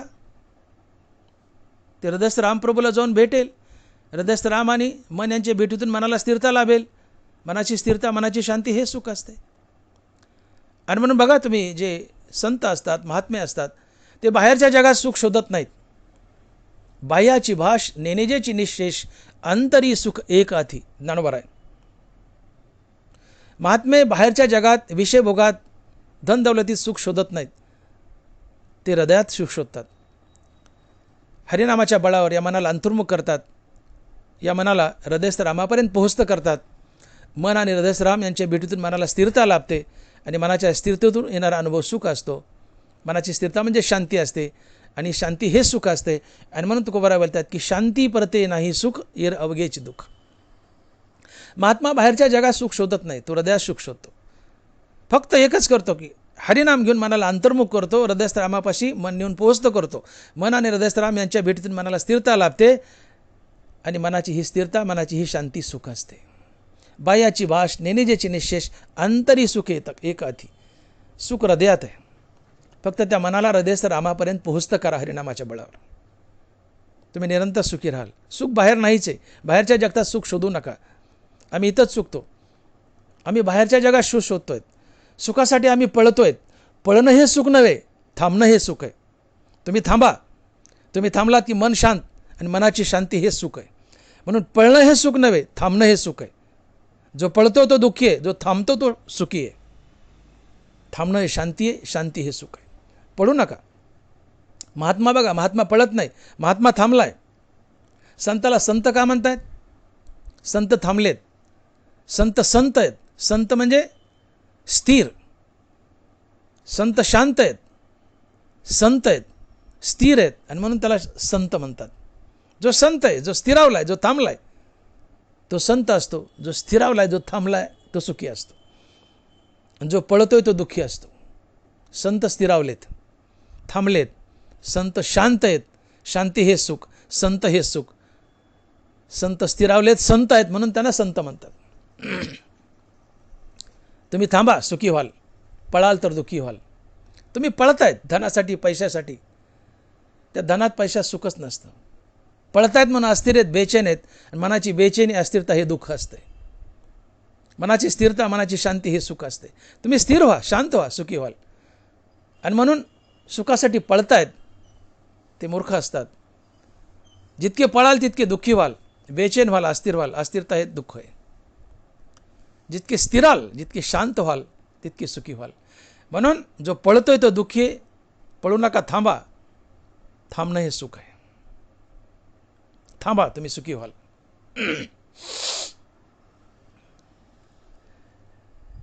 ज्ञानोबाराय ज्ञानेश्वरीच्या 12व्या अध्यायात बोलतायत की वार्षी विन सागरू जैसा जळे नित्य निर्भरू तैसा निरुपचारी संतोषी जो. वार्षी विन सागरू जैसा जळे नित्य निर्भरू. महात्म्याचं लक्षण सांगताना ज्ञानोबाराय बोलतायत की नद्या समुद्र नद्यांच्या पाण्याची मदत न घेता, नद्या पाणी वाहून आणत अथवा न आणत, नद्याच्या पाण्याची मदत न घेता समुद्र हा स्वबळावर सदा तुडुंब आणि तृप्त असतो. वार्षे विन सागरू जैसा जळे नित्य निर्भरू तैसा निरुपचारी संतोषी जो. 10 वर्षे अतिवर्षी झाली, फुटभरही समुद्र वाढत नाही. 10 वर्ष दुष्काळ पडला, फुटभरही समुद्र कमी होत नाही. नद्यांच्या पाण्याची मदत न घेता समुद्र जसा स्वतः तुडुंब आणि तृप्त असतो, तसं बाह्य साधनाची, धन दौलत, बायका, मुलं कशाची मदत न घेता केवळ आणि केवळ एका हरिनामाच्या बळावर महात्मा त्या समुद्रासारखा तुडुंब आणि तृप्त असतो. वार्षी विन सागरू जैसा जळे नित्य निर्भरू तैसा निरुपचारी संतोषी जो. समुद्र सुखी आहे, तुडुंब आहे, तृप्त आहे. तो नद्याच्या पाण्याची मदत न घेता सुखी आहे, तुडुंब आहे, तृप्त आहे. तसं बाह्य साधनाची, धन दौलत, बायका, मुलं, संपत्ती कशाची मदत न घेता महात्मा केवळ आणि केवळ एका हरिनामाच्या बळावर तृप्त आणि सुखी असतो, तुडुंब असतो. आणि म्हणून हरिनामाचा सहारा घ्या, बाह्य साधनाचा सहारा घेऊ नका. याचा अर्थ बाह्य साधनं टाका असं मलाही म्हणायचं नाही. ती हवी आहेत, पण त्याचा अतिरेक करू नका. तुम्हाला वाटतं बाह्य साधनांना सुख मिळतं आणि तुम्ही त्याच्या मागं पळता. पळणं हे दुःख आहे, थांबणं हे सुख आहे. बाह्य साधनात सुख नाही आहे. तुम्ही थांबा. तुम्ही फक्त हरिनामानं मनाला अंतर्मुख करा, हृदयस्थ रामापर्यंत नेऊन पोहोचता करा. मनाने हृदयराम यांच्या भेटीतून मनाला स्थिरता लाभेल, आणि मनाची स्थिरता ही सुख असतं, मनाची शांती हे सुख असतं. आम्ही चुकतोय तिथं, आम्ही पळतोय म्हणून दुःखी आहेत, आम्ही थांबलोत की सुखी आहेत. थांबणं हे सुख आहे, पळणं हे दुःख आहे. आणि म्हणून मी सुरुवातीला 3 गोष्टी मांडल्या होत्या या पहिल्या चरणाचा विचार करताना. त्या 3 गोष्टी म्हणजे, पहिली गोष्ट होती की सुख म्हणजे काय आणि सुख कुठे नांदतं. दुसरी गोष्ट, शांती हेच जर सुख असेल तर आमच्या मनाला शांती कशाने प्राप्त होईल. आणि तिसरी गोष्ट, आमच्या मनाची शांती भंग होते, तर ही शांती भंग करण्यासाठी कोणते शत्रू टपलेले असतात, ही तिसरी गोष्ट. तर आमच्या मनाची शांती भंग करण्यासाठी पहिला शत्रू जो टपलाय ते आहेत इच्छा. इच्छा आमच्या मनाला शांत होऊ देत नाहीत. इच्छा आमच्या मनाला अशांत करतात. इच्छा आमच्या मनाला बाहेर घेऊन पळतात आणि हृदयस्थ रामापासून तोडतात. आणि मन हृदयस्थ रामापासून तुटलं की ते अशांत बनतं, तडपतं, बेचैन होतं. ही बेचैनी, अशांती हेच दुःख असतं. मग आमच्या मनाला अशांत कुणी केलं? इच्छेनी. मग इच्छा मारा, तुमचं मन शांत होईल, आणि शांती हे सुख असतं. ही पहिली गोष्ट. आता दुसरी गोष्ट, आमच्या मनाला अशांत कोण करतं? अशांत करण्यासाठी दुसरा कोणता शत्रू टपलेला आहे? तर तो दुसरा शत्रू आहे माईक पदार्थ. तुकोबाराय बोलले, एरती माईके दुःखाची जनती. हो, आपला तो एक देव करून घ्यावा, तेने विन जीवा सुख नव्हे. एरती माईके दुःखाची जनती, नाही आदी अंती अवसानी. आमच्या मनाला अशांत करण्यासाठी पहिला शत्रू आम्ही पाहिला त्या इच्छा आहेत. इच्छा मनाला अस्थिर करतात, अशांत करतात. अशांती ही दुःख असते. इच्छा मारा, मन शांत होईल, सुखी व्हाल. मनाला अशांत करण्यासाठी पहिला शत्रू आहे इच्छा. मनाला अशांत करण्यासाठी दुसरा शत्रू आहे माईक पदार्थ. माईक पदार्थ अर्थात डोळ्याला दिसणारे ही सृष्टी, ही सर्व माया, हा संसार, हे मायेपासून बनलेले आहेत. हा सर्व संसार, या दृश्य वस्तू मायेपासून बनलेल्या आहेत. आणि माईक पदार्थ हे नाशिवंत असतात, त्यांचा कधी ना कधी नाश होतो. आणि जे नाशिवंत आहे ते नाश पाहू नये त्याची आम्ही अखंड काळजी वाहतो. काळजीत भीती लपलेली असते, आणि भीतियुक्त सुख हे दुःखच असते. माझं बोलणं नीट आहे का? माईक पदार्थ क्षणभर तुम्हाला सुख देतात असं वाटतं, ठीक आहे, माईक पदार्थ सुख देत आहेत क्षणभर, पण माईक पदार्थाचा नाश होतो. तर त्या माईक पदार्थाचा नाश होऊ नये म्हणून आयुष्यभर आम्ही अखंड काळजी वाहतो. या काळजीत भीती लपलेली असते, आणि भीतियुक्त सुख हे दुःखच असते. भीतियुक्त सुख हे दुःखच असते. मुलगा 12वीला आहे. प्रत्येक बापाची इच्छा आजकाल, माझा मुलगा MBBSला लागावा, माझा पोरग MBBSला लागते का नाही, भीती. बरं लागलंच तर ते उद्या पास होते का नाही, भीती. बरं पास झालंच तर उद्या दवाखाना टाकायचा आहे, पैसे नाहीत, बँकेचं कर्ज काढलं, ते कर्ज फिटतं का नाही, भीती. कर्ज फिटतं का नाही, भीती. कारण दवाखाना चालवल्याचा काय भरोसा आहे. निदैवाचे व्यवसाय, भाग्यानुकूल लागतं प्रत्येक गोष्टीला. निदैवाचे व्यवसाय तसे ठाकती हातपाय, अमंत्रा राज्याचे पर्याय बळाया. तुमच्यापाशी फार मोठी डिग्री आहे, पण भाग्य अनुकूल नसेल तर नाही तुमचा व्यवसाय चालत. व्यवसाय निमित्त फळ देत असे संचित, भाग्याचे निभडसे उद्यमाचे निमिसे, समृद्धी जाता पैसे घरी गे. प्रयत्नवाद आहे, पण प्रयत्नाला प्रारब्धाची जोड हवी आहे तर धंदा चालतो. अन्यथा नुसत्या प्रयत्नावर तुम्हाला श्रीमंत होता येत नाही. प्रयत्नाला भाग्याची जोड लागते तर धंदा चालतो. हनुमंतानाबारा म्हणतात की निदैवाचे व्यवसाय तैसे ठाकती हातपाय, अमंत्रा राज्याचे पर्याय बळाया. धंदा टाकलाय पण मनुष्य निदैवी आहे. कापड दुकान टाकलं, निदैवी आहे, नाही चाललं, बंद झालं. किराणा दुकान टाकलंय, नाही चाललं, बंद झाले, निदैवी आहे. किराणा दुकान टाकलंय, नाही चाललंय, निदैवी आहे. निदैवाचे व्यवसाय ते बंद केलं, कंटाळून शेती करायला लागला, ऊस लावला, दुष्काळ पडला, विहीर आटली, ऊस जळून गेला, निदैवाचे व्यवसाय. ज्या राजाला मंत्रिमंडळ नाही त्याचं राज्य मोडकळीला येतं, तसं ज्या माणसाला भाग्य अनुकूल नाही त्याचा व्यवसाय धंदाही मोडकळीला येतो. निदैवाचे व्यवसाय तसे ठाकती हातपाय, अमंत्रा राज्याची परी आहे बळाया. निदैव असेल तर धंदा चालत नाही. MBBS पास झाले, दवाखाना टाकायचा पैसा नाही, बँकेचं कर्ज काढलंय, फिटते का नाही भीती? का दवाखाना चालतो का नाही भीती? बरं चाललाच तर उद्या लग्न होते का नाही भीती? झालंच तर गोरी बायको मिळते का नाही भीती? मिळालीच तर तिचं त्याचं पटतंय का नाही भीती? पटलंच तर तिला लेकर होतेत का नाही भीती? झालेच तर ते जगतेत का नाही भीती? जगलेच तर त्या लेकराचं आणि त्या पोराचं पटते का नाही भीती? उद्या ते बापाला सांभाळतात का नाही भीती? पावलो पावलं भीती, पावलं पावलं भीती. आणि भीतीयुक्त सुखे दुःखच असते. मुलगा बाहेर गेलाय मोटरसायकलवर, मरणाची गर्दी, मुंग्यासारखं वाहन आहे, परत येईपर्यंत आईचा जीव कासावीस होत असतो. पोरगं बाहेर गेले अजून येईना, पोरगं बाहेर गेले अजून येईना, पुन्हा पुन्हा गॅलरीत जाते, घरात येते, बाहेर जाते, आत येते, जीव कासावीसतो. जीव मुठीत धरून असते, जीव कासावीस होतो. का? कुठं पडतंय का, आपटतंय का, धोपटतं का, कुणी ठोकतंय का, ॲक्सिडेंट होतंय का, हातपाय मोडतंय का, मरतंय का, बाहेर गेले अजून येईना, दगावतंय का, मरतंय का, ही सारखी भीती आहे. का? पोरगं माईक पदार्थाचं बनलेलं आहे आणि माईक पदार्थ हे नाशवंत असतात. आणि नाशवंत असल्यामुळं या माईक पदार्थाचा नाश होऊ नये. अवलाद सुख देते, पण अवलाद ही माईक पदार्थापासून बनलेली आहे. माईक पदार्थ नाशवंत आहेत आणि अवलाद घरी येईपर्यंत आई बेचैन असते, दगावते का, ॲक्सिडेंट होते का, ही भीती असते. माईक पदार्थाचा नाश होतो आणि या माईक पदार्थाचा नाश होऊ नये म्हणून मनुष्य निरंतर काळजी वाहतो. त्या सुखात एक भीती लपलेली असते आणि भीतीयुक्त सुख हे दुःखच असते. आणि म्हणून तुकोबाराय खडसावून बोलले, एरती माईके दुःखाची जनती, नाही आदी अंती अवसानी.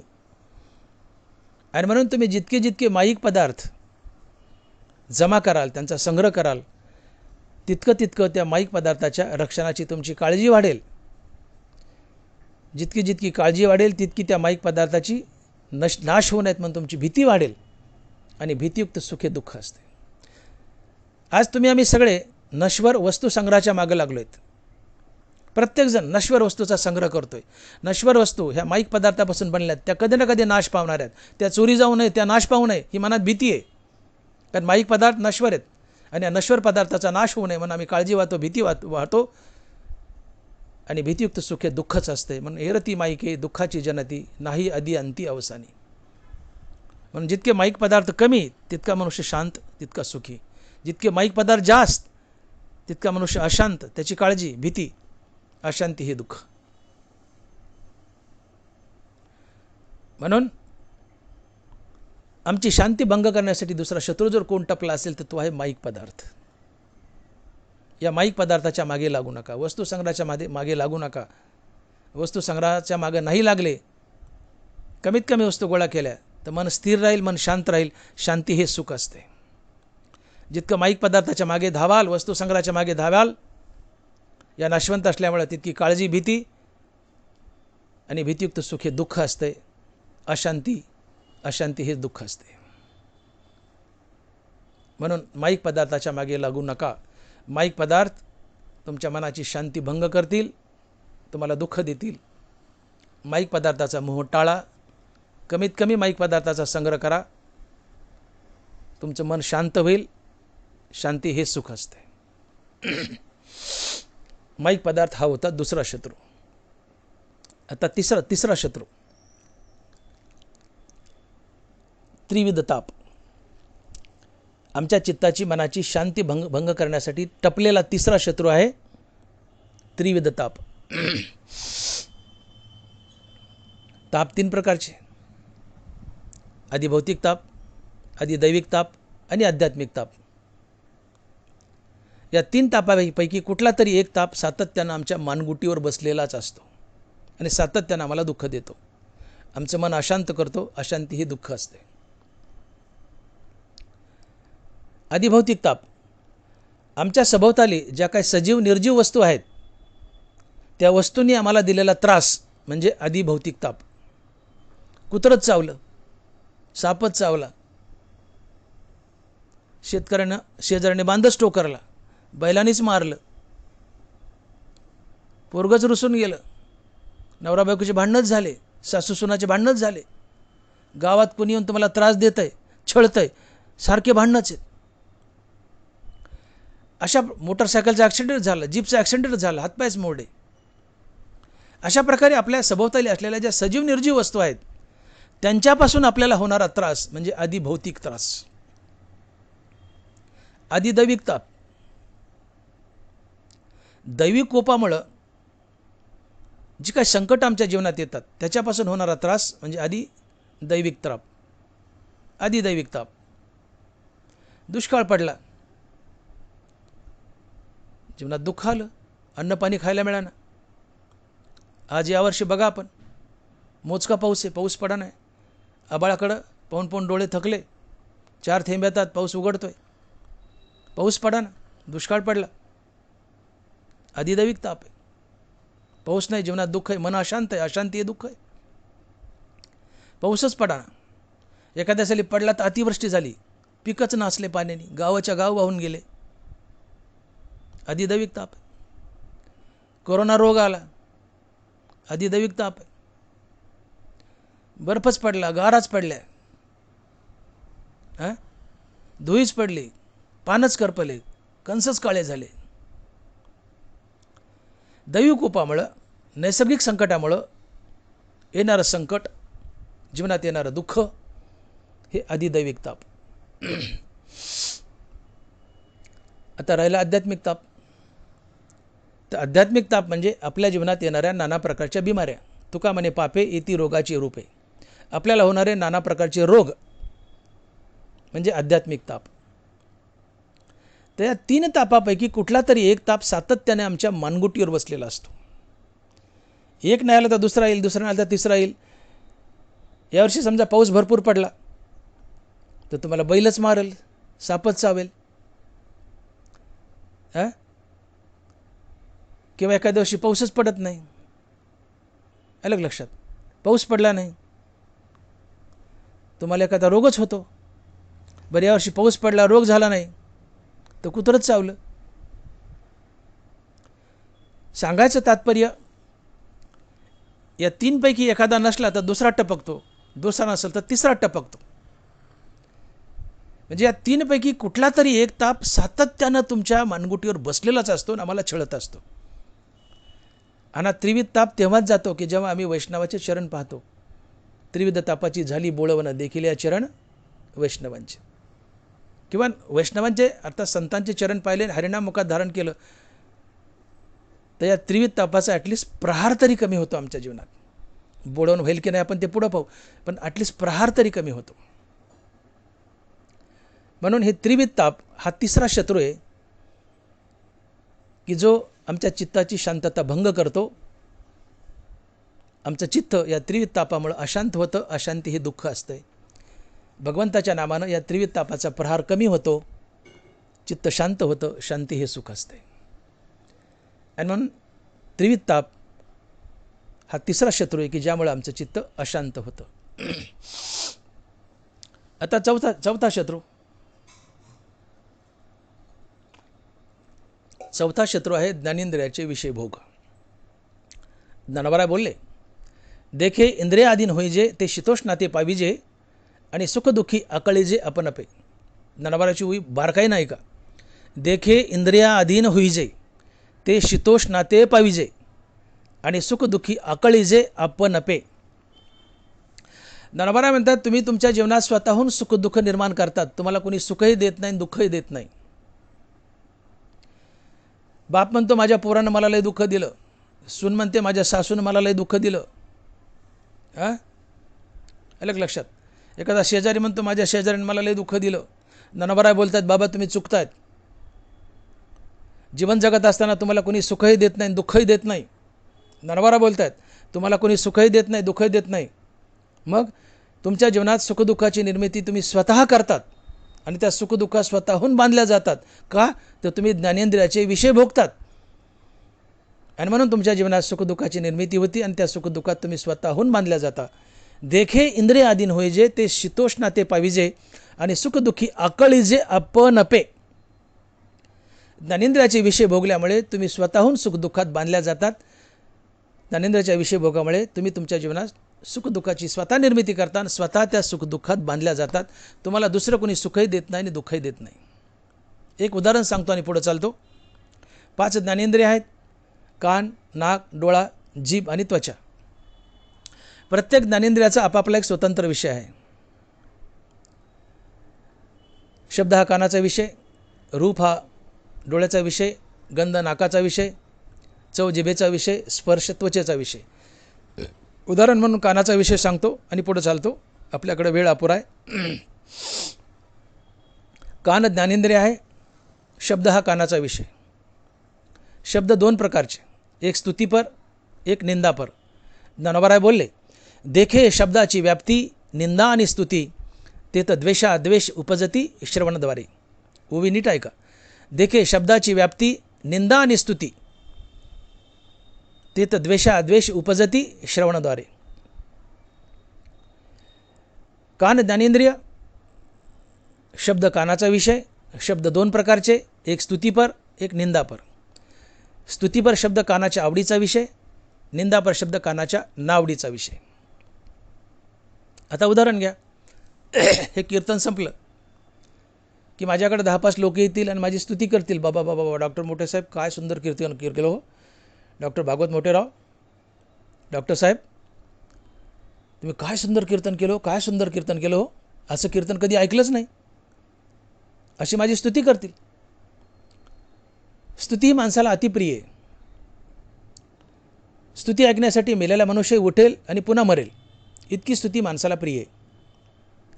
10-5 लोक माझ्याकडे आले आणि माझी कौतुक केलं, अतिशय स्तुती केली. डॉक्टर मोठे साहेब अबा बाबा काय कीर्तन केलं हो, काय कीर्तन केलं हो, असं कीर्तन कधी ऐकलंच नाही.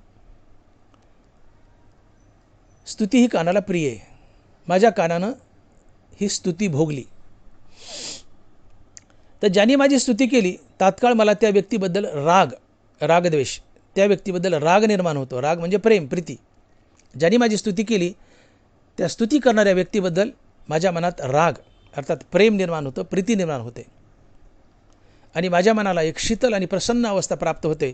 माझं मन अंतर्मुख होतं, हृदयस्थ रामप्रभूला जाऊन भेटतं.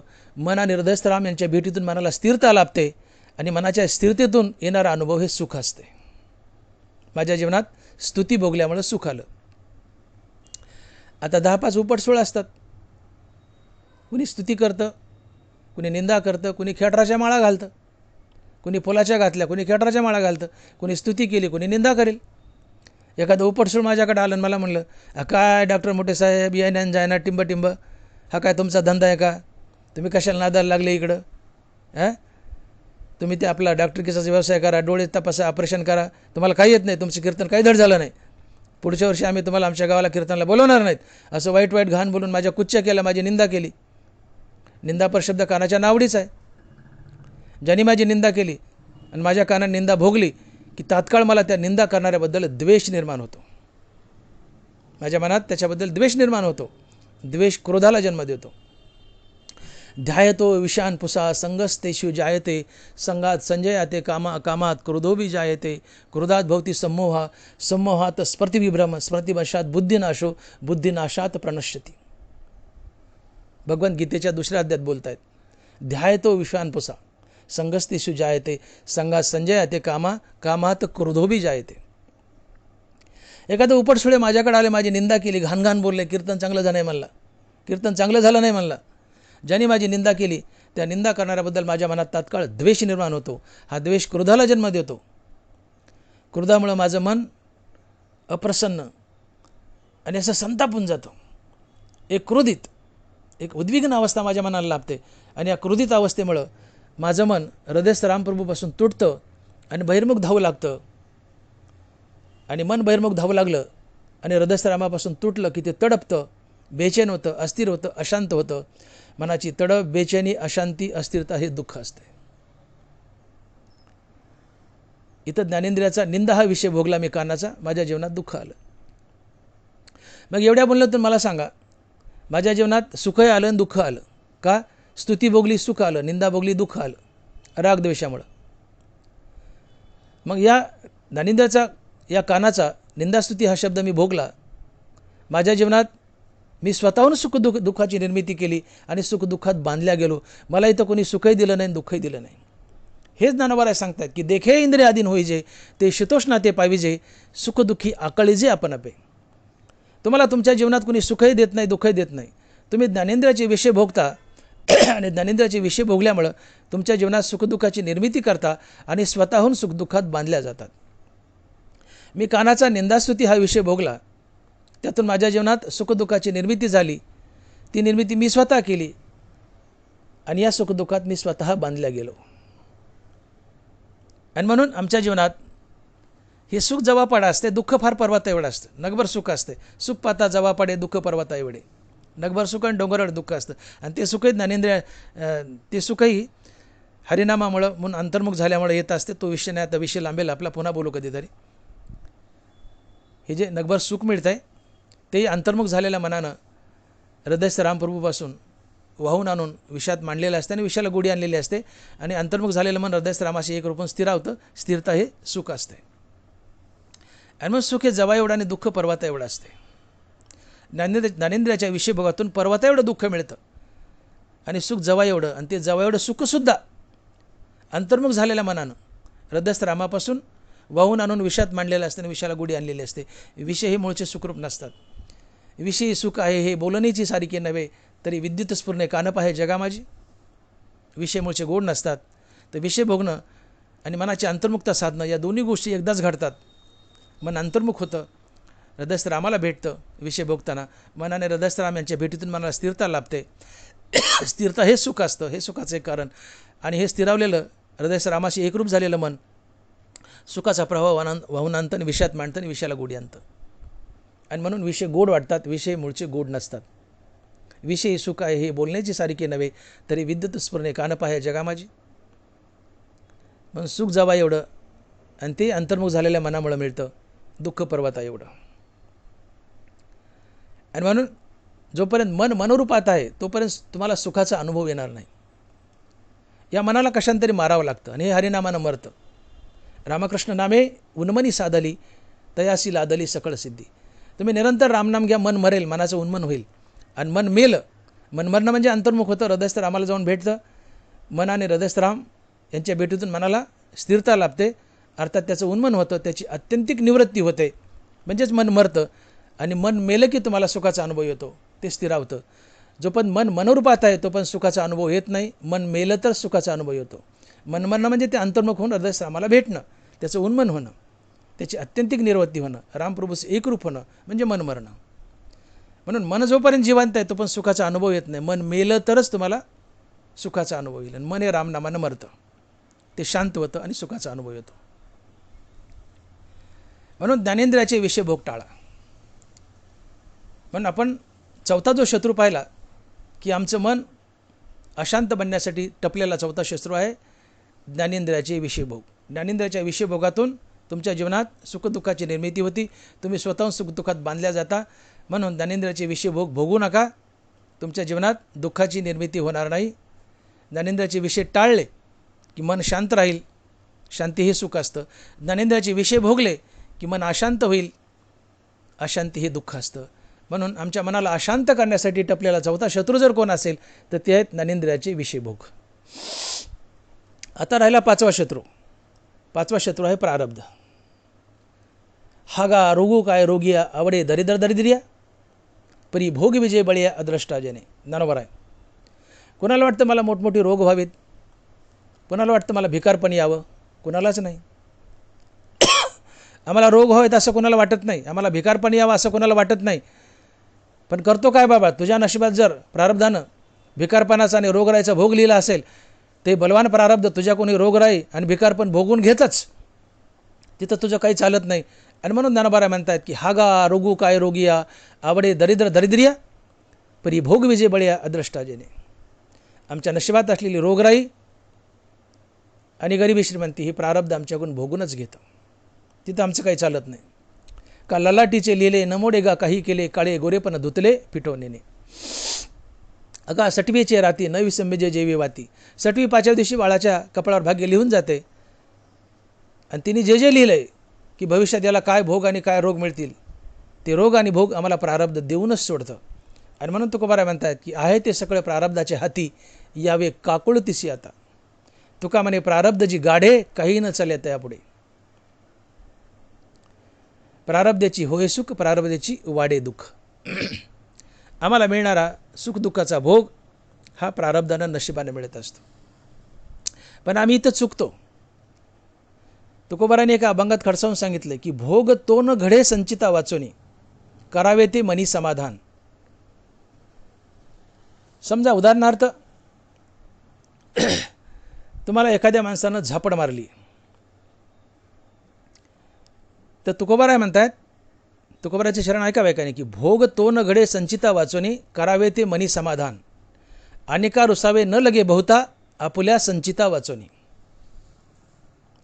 महाराजाचे हे 2 चरण जर तुम्ही पाठ केले तर समाजातील भांडणं मिटून जातील आणि तुम्ही कायमचे सुखी व्हाल. महाराज म्हणतात तुम्हाला मिळणारा प्रत्येक भोग हा तुमच्या नशिबानं संचितानं मिळत असतो. एखाद्या माणसानं तुम्हाला झापड मारली तर तुम्हाला वाटतं ती झापड समोरच्या माणसानं मारली. तुकोबाराय म्हणतात समोरच्या माणसानं नाही मारली, तुला तुझ्या नशिबानं प्रारब्धानं झापड मारली. कारण तो समोरचा माणूस तुला झापड मारणार आहे हे तुझ्या कपाळावर सटवेने 5व्या दिवशीच लिहून ठेवलं असते. झापड मारणारा समोरचा मनुष्य निमित्त आहे.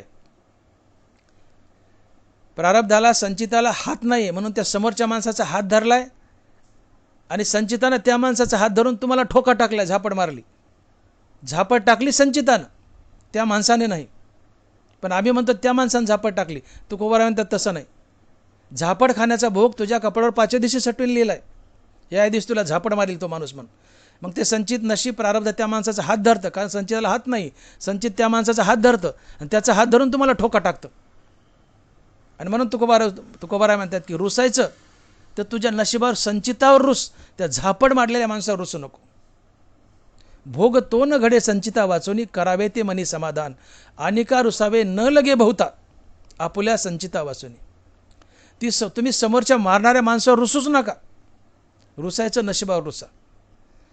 नशिबालाच चापट मारायची होती, पण नशिबाला हात नाही म्हणून नशिबाने त्या माणसाचा हात धरला आणि चापट टाकली. चापट नशिबाने मारली, निमित्त तो माणूस केलाय. मग रुसायचं नशिबावर रुस, त्या माणसावर रुसू नको. तुकोबाराचे 2 चरण जर आम्ही गळी उतरवले तर जगातला भांडण तंटाच मिटून जाईल. भांडणच होणार नाही, पण आम्हाला समजच येत नाही. तुकोबाराय म्हणतात तुला त्रास देणारा समोरचा नाही, पुढचा निमित्त आहे. नशिबाला त्रास द्यायचा आहे, त्याच्या हाताला धरून तुला त्रास देतोय. रुसायचं नशिबावर रुस, त्या माणसावर रुसू नको. आणि का रुसावे न लगे बहुता, आपुल्या संचिता वाचनी. तात्पर्य नसीब, संचित, प्रारब्ध आमच्या जीवनात नाना प्रकारचे संकट दुःख आणतं, त्याचा भोग आम्हाला द्यावाच लागतो. आणि नशिबाने आणलेल्या संकटामुळे दुःखामुळे मन अशांत बनतं. अशांती हे दुःख असतंय. हा 5वा शत्रू आहे. आमच्या मनाला अशांत करण्यासाठी टपलेला 5वा शत्रू आहे प्रारब्ध. इतर छोटे मोठे असतील पण प्रमुख हे 5 आहेत जे मी आत्ता बोललो ते. प्रारब्ध गती भोगूनच पार पाडावी लागते. हो. भिल्ले वदिले शारंगधारा, भिल्ले वदिले शारंगधारा. कर्मे राम वनवासा गेला, कर्मे दशरथ वियोगा मेला, वियोग घडला सीतादेवी. पूर्ण अभंग घ्यायचा नाही, फार मोठा वेळ जाईल. भिल्ले वदिले शारंगधारा, याच्यातही जास्त खोल शिरायचं नाही आपल्याला, तो आपला विषय नाही. प्रारब्ध भगवंताला, भगवान कृष्णाला, प्रभू रामचंद्राला चुकलं नाही. तुमची आमची माणसाची काय कथा आहे. भिल्ले वदिले शारंगधारा. पण भगवंताचं प्रारब्ध हा त्यांची लीला असते, म्हणून भगवंताकडे हलक्या नजरेने पाहू नका. सीतामातेला वेव घरला, कर्मे राम वनवासा गेला, भिल्ले वदिले शारंगधारा. देव काय खरं आहे मग देवाचं? देवाला प्रारब्ध आहे. हे देवाचं प्रारब्ध अवतारात त्यांची लीला असते, तो खरा भोग नसतो. खरा भोग आमचा असतो, आमच्या कर्मानं आलेला, आमच्या नशिबानं आलेला. मग देवाची लीला असते, म्हणून देवाकडे हलक्या नजरेने पाहू नका. देवाने आम्हाला मार्गदारासाठी एक लीला रचलेली असते.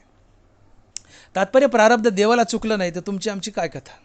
प्रारब्ध भोगूनच पार पाडावं लागतं. प्रारब्ध संतालाही चुकत नाही. हो. रामकृष्ण परमहंस कॅन्सरने गेले, कॅन्सरने मेले. आमचे गुरुवरे संत जगन्नाथ महाराज पवार घशाच्या कॅन्सरने गेले. ज्ञानोबा तुकोबारायला प्रारब्धचा भोग द्यावा लागला. तुकोबाराच्या जीवनात नाना प्रकारची पर्वतपाऱ्या दुःख आली, दुष्काळ पडला, जनावरं मेली, एक पत्नी अन्नान्न करून मेली, एक मुलगा गेला, अन्नान्न दशा आली. हाताने येऊ की प्रारब्धाने येऊ, पण तुकोबाराच्या जीवनात अन्नान्न दशा आली, हालापेष्टा झाल्या. प्रारब्ध आहे, भोगलं. ज्ञानोबाराची झोळी फाडली, अन्न जमिनीवर सांडवलं. विसोबा खेसराने नाही नाही तो त्रास दिला. सिद्ध बेटावर राहण्यास भाग पाडल्या 4 भावंडाला. पैठणकराने त्रास दिला, मुंजी होऊ दिला नाही. प्रारब्ध जीवनात आलं, भोगावं लागलं.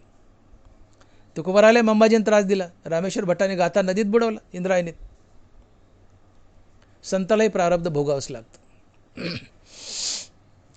प्रारब्ध भोगूनच पार पाडावं लागतं. परंतु प्रारब्ध भोगत असताना मुखात जर हरिनाम असेल तर प्रारब्धाचे चटके कमी बसतात. म्हणून प्रारब्ध गती ही भोगावीच लागते.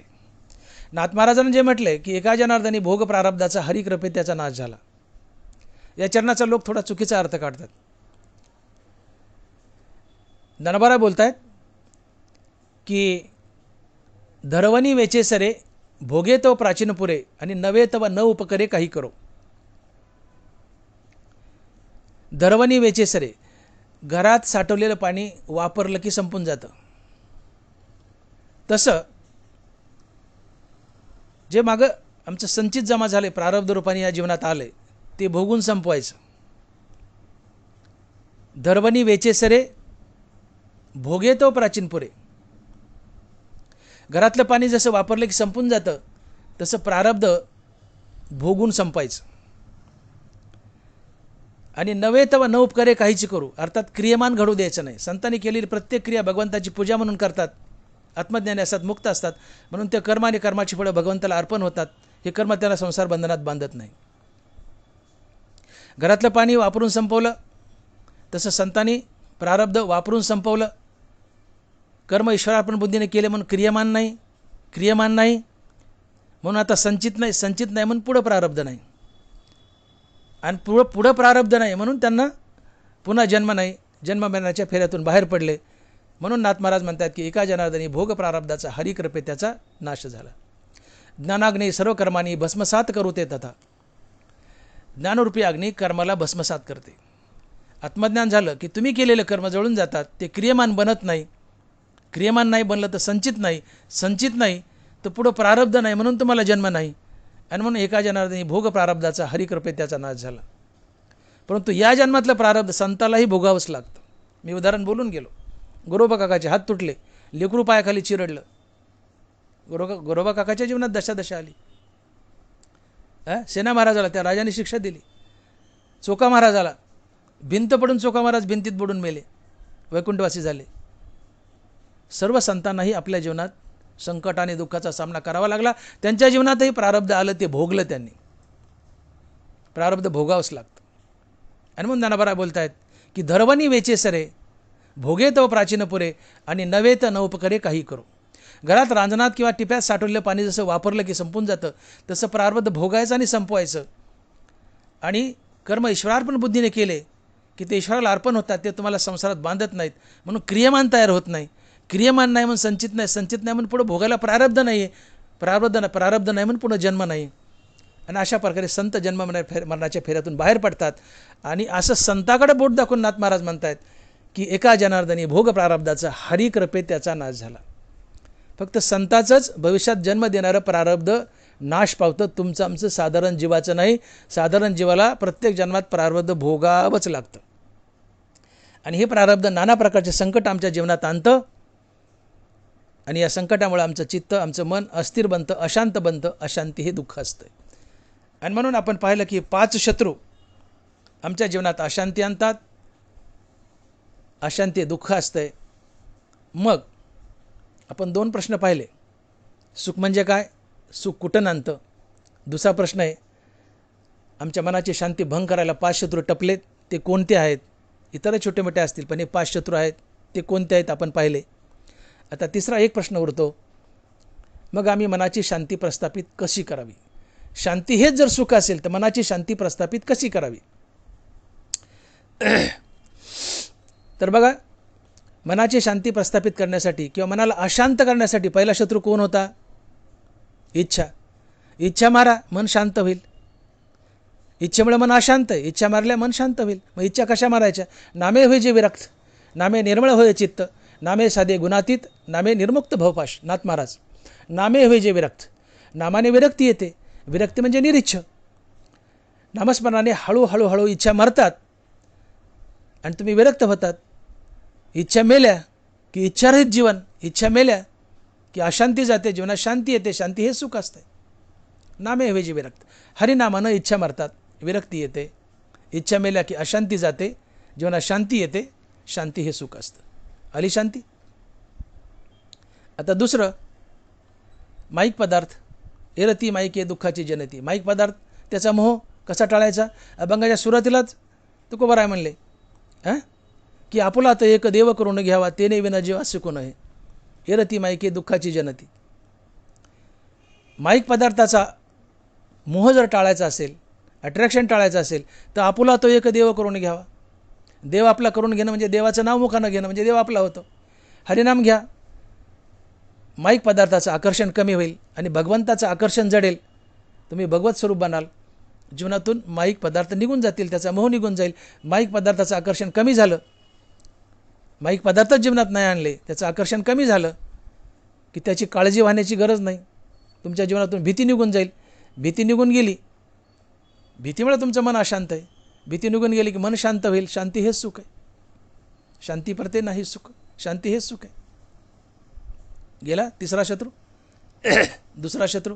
आता तिसरा शत्रू, आध्यात्मिक ताप, अधिदैविक ताप आणि भौतिक ताप, त्रिविध ताप. त्रिविध तापाची झाली बोळवण, देखील चरण वैष्णवांचे. नाथ महाराज, मुखात हरिनाम धारण करा. हळूहळू तुम्हाला संत भेटतील आणि तुम्ही संतपदाकडे वाटचाल कराल. वैष्णवांचे, संतांचे चरण देखले, पाहिले की तुमचा त्रिविध ताप निघून जाईल. मी म्हणतो त्रिविध ताप नाही बी निघून गेला तर मुखात हरिनाम धारण केलं की त्रिविध तापाचा प्रहार तरी कमी होतो. दुःख सहन करण्याची शक्ती तरी तुमच्यात येते. मन अशांत मन कशांत झालं? त्रिविध तापानं. मुखामध्ये नाम धारण केलं, त्रिविध तापामुळं जीवनात होणारा प्रहार कमी होईल, मनाची अशांती कमी होईल, मन शांत होईल. शांती हेच सुख आहे. गेले त्रिविध ताप. आता चौथा प्रारब्ध, चौथा विषय भोग आहे, ज्ञानेंद्रियाचे विषय भोग. ज्ञानेंद्रियाचे विषय भोग टाळा. हे ज्ञानेंद्रियाचे विषय भोग म्हणजे त्यातून उत्पन्न होणारे रागद्वेष आणि काम क्रोधच आहेत. ते काम क्रोध कशाने मारा? तर राम म्हणता काम क्रोधाचे दहन होय अभिमान देशोधडी. मुखामध्ये हरिनाम धारण करा, काम क्रोध मरतील. काम क्रोध मेले की तुमच्या जीवनात राग नाही, द्वेष नाही, सुख नाही, दुःख नाही, पुण्य नाही, पाप नाही. या रागद्वेषानं, काम क्रोधानं तुमचं मन अशांत केलं. अशांती हे दुःख आहे. हरिनामानं काम क्रोध मेले, अशांत मन शांत होईल. शांती हेच सुख आहे. हा चौथा शत्रू मेला, जीवनात शांती आली, सुख आलं. पाचवा शत्रू आहे प्रारब्ध. प्रारब्ध गती भोगावी लागते. आत्ता आपण बोललो, भोगावंच लागतं. कर्माते शंभू मानी आपण, किती पळसी कर्मा भेन, बाप रखमा देवरा विठ्ठला शरण, केली कर्मे निवारी नारायण. कर्माला शंभू भगवान मानतात, शंकर मानतात. तुमच्या आमची माणसाची काय कथा आहे? मग बाप रखमा देवीवरा विठ्ठला शरण, या विठ्ठलाला शरण जा ना. केली कर्मे निवारी नारायण. या कर्माचा भोग जो तीव्र आहे, नारायणाच्या कृपेमुळे, नारायणाच्या नामामुळे तो कमी होईल. तुमच्या जीवनात दुःख आले प्रारब्ध गतीने, प्रारब्ध वशेत, पण तुमच्या मुखात हरिनाम आहे. हरिनाम हे एक चिलकत आहे. जसं युद्धामध्ये लोखंडाची चिलकत तलवारीचे घाव सहन करते, तसं हरिनामाची चिलकत जीवनात येणाऱ्या दुःखाचे, संकटाचे घाव सहन करते. हरिनाम तुमची सहनशीलता वाढवते, तुमचं मनोबल वाढवते, तुम्हाला खचू देत नाही. आणि मग कुठल्याही प्रारब्धानं दुःख आले ते भोगत असताना मुखात जर हरिनाम असेल तर ते दुःख सहन करण्याची ताकद तुमच्यात येते आणि दुःखाचं रूपांतर सुखात होतं. आणि म्हणून तुकोबाराय बोलतायत की जाईल भवश्रम, सुख होईल दुःखाचे. प्रारब्धवशात जीवनात दुःख संकट आली आहेत, पण मुखात हरिनाम धारण करा. तुकोबाराच्या जीवनात संकट आली, पण त्यांनी त्यांच्या आपल्या मुखात हरिनामाचं अमृत धारण केलं. दुःखाचं रूपांतर सुखात झालं. तुम्ही तुमच्या मुखात हरिनामाचं अमृत धारण करा. किती दुःख येऊ द्या, प्रारब्धवश संकट येऊ द्या, त्या दुःखाचा सामना करण्याची ताकद तुमच्या सहज येईल. कारण हरिनामाने मनोबळ वाढतं, साहस वाटतं, दुःखाला सामोरं जाण्याची ताकद येते आणि हरिनामाने त्या दुःखाचं रूपांतरही सुखात होतं. आणि मग प्रारब्धवश दुःख भोगत असताना तुम्ही बाप रखमा देवरा विठ्ठलाला शरण गेले, हा विठ्ठल हा नारायण या कर्माची तीव्रता, या कर्माचं दुःख कमी करील का? तुमचं मनोबळ वाढवेल, तुम्हाला सहारा देईल आणि दुःखाचं रूपांतर सुखात करील. आणि मग या ठिकाणी या प्रारब्धातील दुःखामुळं, भोगामुळं तुमचं मन अशांत झालंय, हरिनामामुळं या दुःखाचा भोग कमी होईल, अशांत मन शांत होईल. शांती हे सुख आहे. आणि म्हणून तुकोबाराय म्हणतात की शांती परते नाही सुख, एरा अवघेची दुःख. अशा प्रकारे आमच्या जीवनामध्ये या 5 शत्रूमुळे अशांती येते. आमच्या मनाची शांती भंग करण्यासाठी हे 5 शत्रू टपलेले आहेत. या 5 शत्रूला मारा, पळवून लावा. आणि एका हरिनामाच्या बळावर हे 5 शत्रू आपण मारले. मी बोलून दाखवलं, एका हरिनामाच्या बळावर या 5 शत्रूला आपण मारले केवळ हरिनामानं. या शत्रूंमुळे मन अशांत आहे. हरिनामाच्या बळावर हे शत्रू पळून गेले की अशांत मन शांत होतं. शांती हे सुख आहे. शांती परते नाही सुख, एरा अवघेची दुःख. आणि म्हणून तुकोबाराय बोलले की नाम घेता मन निवे, जिवे अमृतची स्त्रवे, होता ती शकून बरवे लाभाचे. नाम घेता मन निवे. आमचं मन तप्त आहे, गरम आहे. बघा आपल्याकडे अजून पद्धत आहे, आपण आंघोळीला बसलोत आणि पाणी जर खूप गरम असेल तर आपण बायकोला हाक मारतो, म्हणतो अगं या पाण्यात इसन टाक गं. इसन टाक म्हणजे गार पाणी आणून ओत, म्हणजे ते गरम पाणी गार होईल आणि अंगावर घेण्यास योग्य राहील, नाही तर चटके बसतील. गरम पाण्यात इसन टाक गं. बायको आणते आणि पाण्यात इसन टाकते, अर्थात गार पाणी टाकते आणि पाणी निवतं आणि मग आपण त्या पाण्याने आंघोळ करतो. गार पाण्याने गरम पाणी निवलं तसं हरिनामाने मन निवतं. नाम घेता मन निवे. आपलं मन अतिशय गरम आहे, चंचल आहे, बाहेर पळतंय, आयुक्त पण मनाचे. मी बोलून गेलो, मन आयुक्त आहे, चंचल आहे, बाहेर पळतंय, बहिर्मुख धावतंय, तापड आहे, ते गरम आहे, हॉट आहे, तपतंय, गरम आहे. पाणी गरम आहे, गार करायसाठी गार पाणी ओतलं, गार झालं. मन गरम आहे, त्याला गार करायसाठी हरिनामाचं गार पाणी होता, ते गार होईल. तात्पर्य हरिनामाने मन निवतं. नाम घेता मन निवे, जिवे अमृतची स्त्रवे, होता ती शकून बरवे लाभाचे. हरिनाम घ्या, मन निवतं. मन गरम आहे, बाहेर पडतंय, अशांत आहे, तुम्हाला दुःखी करतंय अशांतीमुळं. नाम घ्या, ते शांत होईल. शांती हे सुख असते. आणि म्हणून हरिनामाने मन निवतं. मन निवणं म्हणजे मन स्थिर होणं, शांत होणं, शांती हे सुख असतं. हरिनामानं मन अंतर्मुख होतं. अंतर्मुख झालेलं मन हृदयस्थ रामप्रभूला जाऊन भेटतं. मन आणि हृदयस्थ राम यांच्या भेटीतून मनाला स्थिरता लाभते. मनाची स्थिरता, मनाची शांती हे सुख असते. इथं काय झालं? हरिनामानं मन निवलं. मन निवलं म्हणजे शांत झालं. शांती हे सुख असतं. शांती परते नाही सुख, एरा अवघेची दुःख. आणि म्हणून या तिन्ही गोष्टी आपण पहिल्या चरणात सविस्तर मांडल्यात. तर या तिन्ही गोष्टीमध्ये पहिली गोष्ट, सुख कुठे असतं, ते कुठे नांदतं. दुसरी गोष्ट, सुख हे सुख, शांती हे सुख, तर आमच्या मनाला शांती कशी प्राप्त होईल. आणि तिसरं, शांतीचा भंग करण्यासाठी, मनाची शांती भंग करण्यासाठी टपलेले 5 शत्रू कोणते, हे 5ही पाहिले आपण. तर या 5 शत्रूपैकी सर्वात बलवान शत्रू जर असेल तर तो आहे इच्छा. इच्छा मनाला जास्त अशांत करतात. म्हणून इच्छा मारा, तुम्ही सुखी व्हाल. इच्छेसोबत सुख नसतं, इच्छेच्या अभावात निरंतर सुख असतं. म्हणून योग वासिष्ठात असं म्हटलंय की नाना प्रकारच्या इच्छा घेऊन जगणं हा एक प्रकारचा नरक असतो. आणि नाना प्रकारच्या, काय बोललो मी, नाना प्रकारच्या इच्छा घेऊन जगणं हा एक प्रकारचा नरक असतो. आणि इच्छारहित जगणं हा एक प्रकारचा मोक्ष असतो. इच्छापूर्ती आमच्या हातात नाही, इच्छा त्याग आमच्या हातात आहे. इच्छा त्यागात सुखी व्हाल.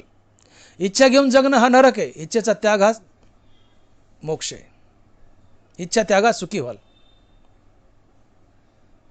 आणि इच्छेच्या त्यागासाठी बलवान साधन आहे रामनाम. रामनाम घ्या, इच्छा मरतील. इच्छा मनाला अशांत करतात. रामनामाने इच्छा मेल्या, अशांत मन शांत होईल. शांती हे सुख असते. म्हणून जीवन जगत असताना कमीत कमी इच्छा, अपेक्षा मनात ठेवा, तुम्ही सुखी व्हाल.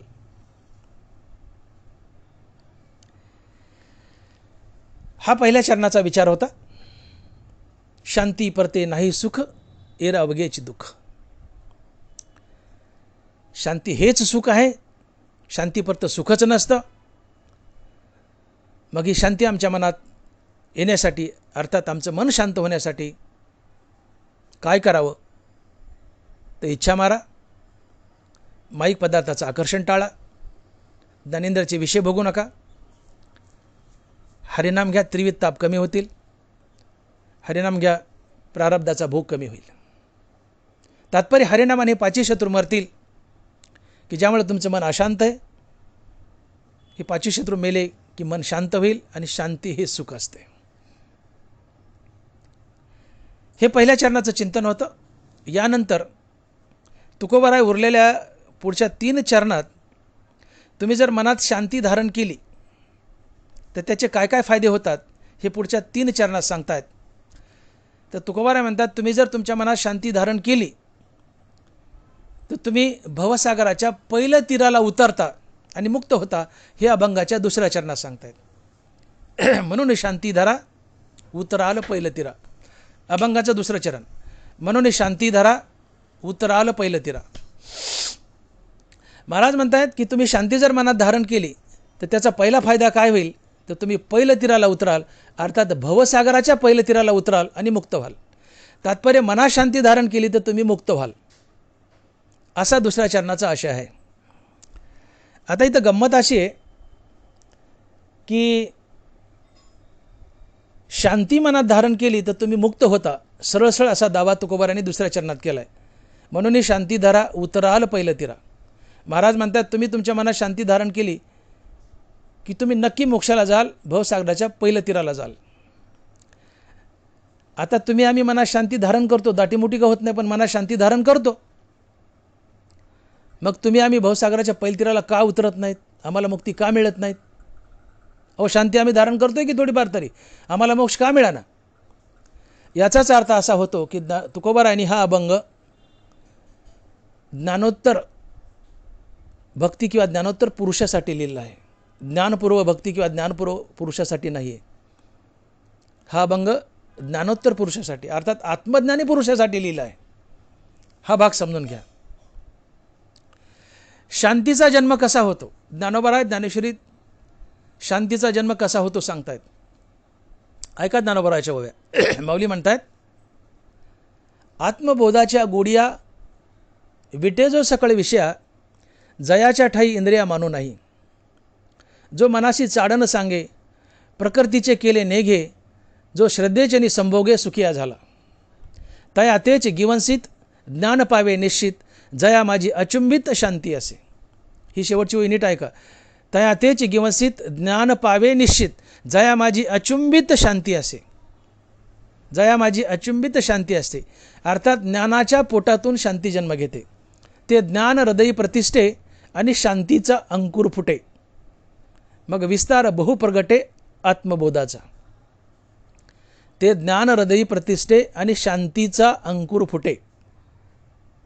जो विरक्त आहे, ज्याने मुखात सातत्याने हरिनाम धारण केले, त्याला आत्मज्ञान गवसीत अर्थात शोधत येतं.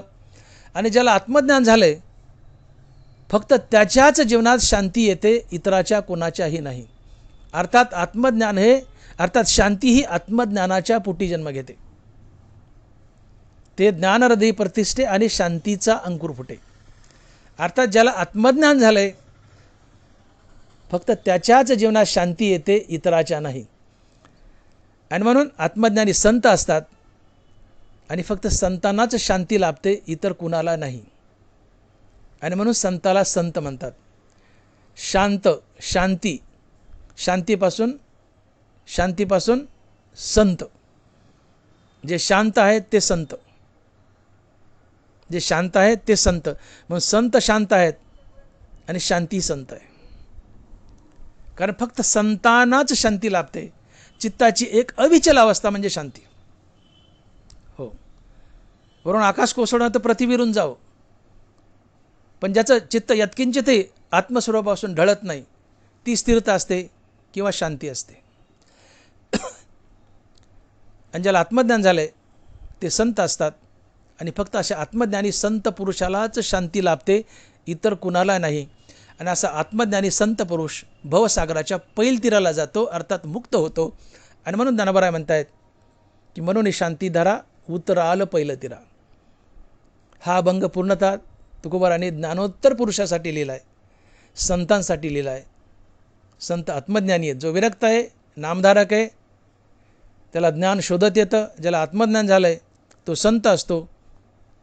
अर्थात ज्याला आत्मज्ञान झालं आहे त्याला शांती प्राप्त होते. आत्मज्ञानी संत असतात, पण फक्त संतालाच शांती प्राप्त होते, इतर कुणाला नाही. आत्मज्ञानाच्या पोटी शांती, आत्मज्ञानी संत असतात आणि म्हणून आत्मज्ञानी संतांनाच शांती लाभते, इतर कुणालाही नाही.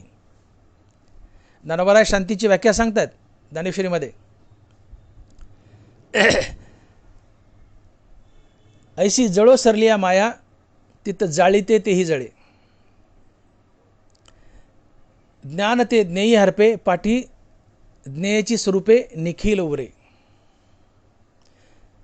गिळोनी ज्ञाते ज्ञाता ज्ञानही मागवते हरपे निरुते ते शांती पैगा. या तिन्ही ओळीतून ज्ञानोबारांनी शांतीची व्याख्या सांगितली. गिळोनी ज्ञाते ज्ञाता ज्ञानही मागवते हरपे निरुते ते शांती पैगा. अर्थात ऐशी जळो सरलिया माया तिथं जाळीते तेही जळे. ज्या ज्ञानानं अज्ञान जाळलंय ते ज्ञानही जाळायचं आणि निखळ ब्रह्म होऊन राहायचं, याला शांती म्हणतात. नीट ऐका. ऐशी जळो सरलिया माया तिथं जाळीते तेही जळे. ज्या आत्मज्ञानानं अज्ञान जाळलंय ते आत्मज्ञानही जाळायचं आणि शेवटी निखळ शुद्ध ब्रह्म होऊन राहायचं, याला शांती म्हणतात. आणि असा महात्मा संत असतो. म्हणून संत म्हणजे शांती, शांती म्हणजे संत. अज्ञान जसा मळ आहे तसं आत्मज्ञानही एक मळ आहे. तुम्हाला उदाहरण सांगतो. घरी आपण आपला शर्ट आपल्या पत्नीकडे धुवायला दिला, तिने पाण्यात बुडवायला बाहेर काढला, त्या ओल्या शर्टाला साबण लावली आणि ते साबण लावलेला शर्ट पाण्यात धुतला नाही, पण तसाच वाळू घातला साबणासहित, तो शर्ट एवढा कडक बनतो की मांड्याचा शर्ट बिंबीलाच जातो. इतक्या आड्यागुड्यात चुरगुडा होतो त्याचा की तो घालण्यास योग्य राहत नाही.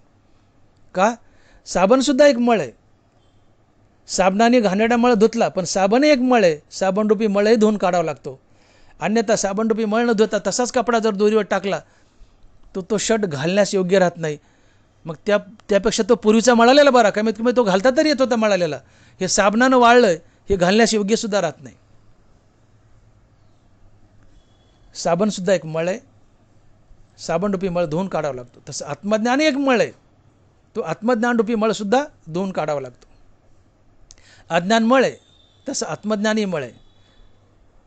आत्मज्ञानानं अज्ञान घालवलं ते आत्मज्ञानही घालवायचं आणि मी आत्मज्ञानी आहे विसरून जायचं आणि ज्ञान गिळून गोविंद गायचा.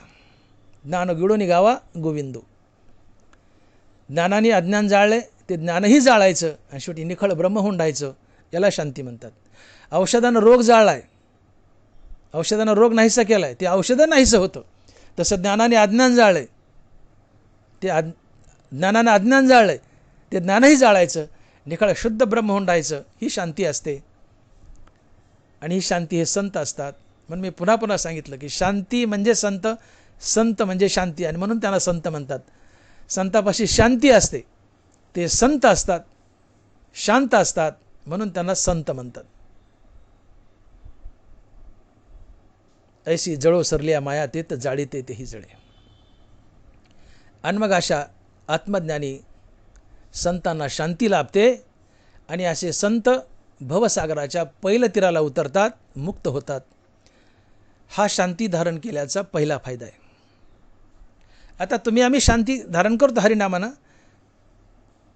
याचा अर्थ आम्हाला शांतीचा अजिबात फायदा होत नाही असं नाही. मुखामध्ये हरिनाम धारण केलं की मन शांत होतं, अंतर्मुख होतं, हृदयस्थ रामाला जाऊन भेटतं. मन आणि हृदयस्थ रामापासून मनाला स्थिरता लाभते. मनाची स्थिरता शांती असते, शांती हे सुख असतं.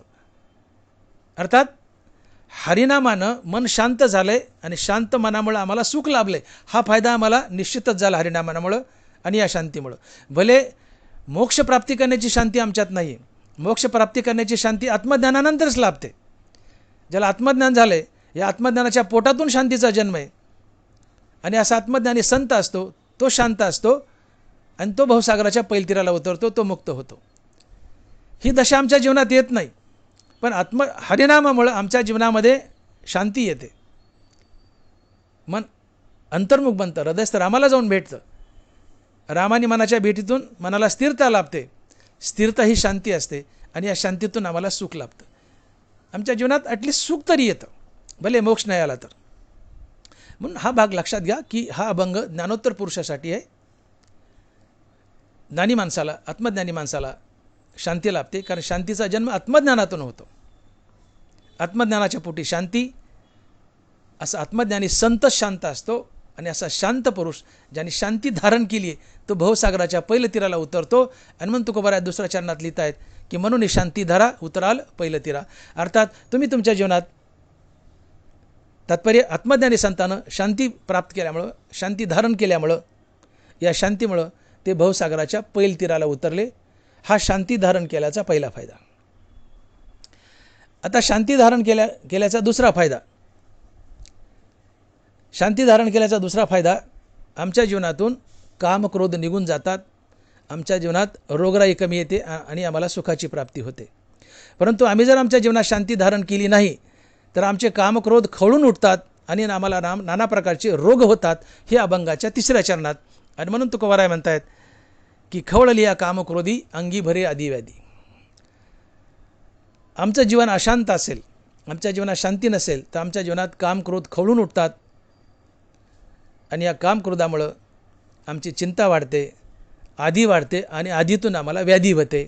अर्थात आम्ही कामक्रोधामुळं नाना प्रकारच्या बिमाऱ्याचे शिकार बनतो. आता जीवनात शांती आल्यामुळे किंवा हरिनामामुळे आमच्या जीवनातून कामक्रोध कसे पळून जातात आणि मुखामध्ये हरिनाम नसेल, जीवनात शांती नसेल तर कामक्रोध आमच्या जीवनात कसे येतात यावर थोडासा प्रकाश टाकूया आणि आपण थांबूया. ज्या माणसाच्या मुखात सातत्यानं रामनाम आहे त्याच्या आधी एक गोष्ट समजून घ्या की आमच्या शरीरामध्ये नर्वस सिस्टीम नावाची एक सिस्टीम आहे, मज्जातंतू, मज्जासंस्था. यात प्रामुख्यानं दोन नर्वस सिस्टीम आहेत. एक सिम्पॅथेटिक नर्वस सिस्टीम आणि दुसरी पॅरासिम्पॅथेटिक नर्वस सिस्टीम. तर आमच्या शरीरात ही जी सिम्पॅथेटिक नर्वस सिस्टीम भगवंतानं बसवली आहे ही प्रामुख्यानं माणसाला त्रास देण्यासाठीच बसवली. कोणत्या माणसाला? दुष्ट माणसाला, हावरी माणसाला, अँक्शियस माणसाला, ज्याला धनाचा हव्यास आहे, जो भयभीत आहे, जो अशांत आहे, जो अतिशय हव्यासी आहे, धनाचा लोभी आहे, अशा माणसाला किंवा क्रूर माणसाला, अशा माणसाला पनिशमेंट देण्यासाठी भगवंतानं ही सिम्पॅथेटिक नर्वस सिस्टीम आमच्या शरीरात बसवली आहे. हिचा शरीरात इंद्रियासाठी फायदा आहे, पण त्यासोबत ही जेव्हा जेव्हा स्टिम्युलेट होईल त्यावेळेस दुष्ट दुराचारी माणसाला हिच्यापासून कसा त्रास होतो, त्या माणसाला रोगराई कशी येते यावर आपण थोडासा प्रकाश टाकूया. म्हणून मी म्हटलं की सिम्पॅथेटिक नर्वस सिस्टीम ही भगवंतानं माणसाला दुःख आणि त्रास देण्यासाठीच फिट केली आहे. आता उदाहरण घ्या, तुमच्या मुखात रामनाम आहे. ज्याच्या मुखात सातत्यानं रामनाम आहे त्याचे काम क्रोध मरतात. राम म्हणता काम क्रोधाचे दहन होय अभिमान देशोधडी. रामनामानं तुमचे काम क्रोध मरतात आणि ज्याचे काम क्रोध मरतात त्याची सिम्पॅथेटिक नर्वस सिस्टीम ही सहसा स्टिम्युलेट होत नाही. आणि सिम्पॅथेटिक नर्वस सिस्टीम जर स्टिम्युलेट झाली नाही तर तुम्हाला सहसा रोगराईही होत नाही. तुका म्हणे होतील शीतळ नाड्या. हो, तुमच्या नाड्या रामनामानं शीतळ राहतात, तुम्हाला रोग होत नाहीत. तुका म्हणे नाम घेता वेळोवेळा होतील शीतळ सकळ नाड्या. तुमच्या मुखात रामनाम असेल तर तुमच्या नाड्या सातत्याने शीतळ राहतात. का? तर रामनामामुळं कामक्रोध मरतात. कामक्रोध मेले तर सिम्पॅथेटिक स्टिम्युलेशन होत नाही आणि त्यातून तुम्हाला रोगराई होत नाही. ते कशा प्रकारे आपण पाहूयात. आता दुसरी बाजू बघा, तुम्ही नामधारक नाही आहे, तुमच्या मुखात रामनाम नाही आहे. ज्याच्या मुखात रामनाम नाही आहे त्याचे कामक्रोध सातत्याने तीव्र असतात, कामक्रोध खवळून उठतात. आणि ज्याचे कामक्रोध खवळतात त्याची सिम्पॅथेटिक नर्वस सिस्टीम स्टिम्युलेट होते. सिम्पॅथेटिक नर्वस सिस्टीम स्टिम्युलेट झाली की या नर्व्समधून रक्तवाहिन्यावर ॲड्रेनालिन आणि नॉर ॲड्रेनालिन नावाचा पदार्थ सिक्रेट केला जातो. आणि ही व्हेसलवर रक्तवाहिन्यावर असलेली सिम्पॅथेटिक नर्वस सिस्टीम ज्यावेळेस ॲड्रेनालिन आणि नॉर ॲड्रेनालिन सिक्रेट करेल तेव्हा या ॲड्रेनालिनमुळे रक्तवाहिन्या आकुंचन पावतात कन्स्ट्रिक्ट होतात आणि रक्तवाहिन्या आकुंचन पावल्या, कन्स्ट्रिक्ट झाल्या की शरीरातील सर्वच इंद्रियांना रक्तपुरवठा कमी पडतो आणि त्यातली त्यात हृदयाला सप्लाय करणाऱ्या करोनरी व्हेसल्स, करोनरी आर्टरीज या आकुंचन पावल्यामुळं माणसाला हृदयाला रक्तपुरवठा कमी पडतो, हार्ट अटॅकचा झटका येतो आणि मनुष्य हार्ट अटॅकने मरतो. खवळलेल्या कामक्रोधी अंगी भरे आदी व्याधी. प्रत्येक माणसाला वयाच्या 50 नंतर थोडाफार ब्लॉक असतोच. 10%, 20%, 40%, 50% काही ना काही ब्लॉक निघतोच प्रत्येकाला. परंतु जरी ब्लॉक असला तर ब्लॉक आणि त्या ब्लॉकच्या बाजूला जी काही पोकळी व्हेसल वॉलच्यामध्ये, त्या पोकळीतून रक्त पुढं जात असतं, हृदयाला ते रक्त पुरवठा करत असतं. ब्लॉक आहे पण बाजूला थोडी सांध असते, त्या सांधीतून रक्त पुढं जातं, हृदयाला रक्त मिळतं आणि हृदय काम करतं, मनुष्य जिवंत असतो. परंतु होतं काय की रामनाम न घेतल्यामुळं तुम्ही साध्या साध्या गोष्टींनी क्रोधित होता आणि क्रोधित झालं की तुमची सिम्पॅथॅटिक नर्वस सिस्टीम स्टिम्युलेट होते. तिथं रक्तवाहिन्यावर ॲड्रेनालिन सिक्रेट होतं. या ॲड्रेनालिनमुळे रक्तवाहिन्या आकुंचन पावतात आणि रक्तवाहिन्या आकुंचन पावल्या तिथं रक्तवाहिन्याचा स्पाझम होतो आणि या स्पाझममुळं, आकुंचनामुळं जी काही पोकळी ब्लॉकच्या बाजूला ती बंद पडते आणि हृदयाला रक्तपुरवठा बंद पडतो, हृदय कार्य करायचं बंद पडतं, थांबतं, तुम्हाला हृदयविकाराचा झटका येतो आणि मनुष्य मरतो. नुकसान झालं का नाही? देवाने पनिशमेंट दिली का नाही? तुम्ही चिडचिडे आहात, हव्यासी आहात, क्रोधित आहात, क्रूर आहात. जो मनुष्य साध्या साध्या गोष्टींनी क्रोधित होऊन उठतो, तुकोबारा त्याला कुत्र म्हणतात. श्वान शीघ्रकोपी आपणा घात कर पापी. जो शीघ्रकोपी आहे, साध्या साध्या गोष्टींनी पेटून उठतो, साध्या साध्या गोष्टींनी चिडचिड करतो, साध्या साध्या गोष्टीला क्रोधित होतो, तुकोबारा त्याला कुत्रा म्हणतात, श्वान म्हणतात. श्वान शीघ्रकोपी आपणा घात कर पापी. आणि जो शीघ्रकोपी आहे तो त्याचाच घात करतो, का नाना प्रकारच्या बिमारीचा शिकार बनतो. मुखामध्ये रामनाम नाही आहे, त्याचे कामक्रोध पेटून उठतात, तो साध्या साध्या गोष्टींनी क्रोधित होतो. या क्रोधामुळे सिम्पॅथॅटिक नर्वस सिस्टीम स्टिम्युलेट होते. या नर्व्समधून व्हेसलवर, रक्तवाहिन्यावर ॲड्रेनालिन सिक्रेट केलं जातं. या ॲड्रेनालिनमुळे रक्तवाहिन्या आकुंचन पावतात आणि ब्लॉकेजच्या बाजून जी काय थोडीफार सांध आहे तिथं व्हेसल स्पाझम होतो. या स्पाझममुळे, आकुंचनामुळं हृदयाला रक्तपुरवठा कमी पडतो, अर्थात बंद पडतो रक्तपुरवठा, हृदय काम करायचं थांबतं आणि तुम्हाला हार्ट अटॅक येतो आणि मनुष्य मरतो. हीच प्रक्रिया मेंदूमध्ये घडते. या रक्तवाहिन्या आकुंचन पावल्यामुळं, त्या ॲड्रेनालिनमुळं मेंदूला रक्तपुरवठा कमी होतो, जागोजाग त्या ब्रेनचे इन्फार्क्ट होतात किंवा रक्तपुरवठा कमी पडल्यामुळं किंवा वासस्पाझममुळे रक्तवाहिन्या फाटतात, रक्तस्राव होतो, रक्ताची गाठ मेंदूत तयार होते, अर्धांग व्हायचा झटका येतो, हेमिप्लेजिया होतो, पॅराप्लेजिया होतो, अर्धांगवायू होतो, डोळे खराब होतात रक्तस्रावामुळे, रक्तवाहिन्या फाटल्यामुळं, किडन्या खराब होतात.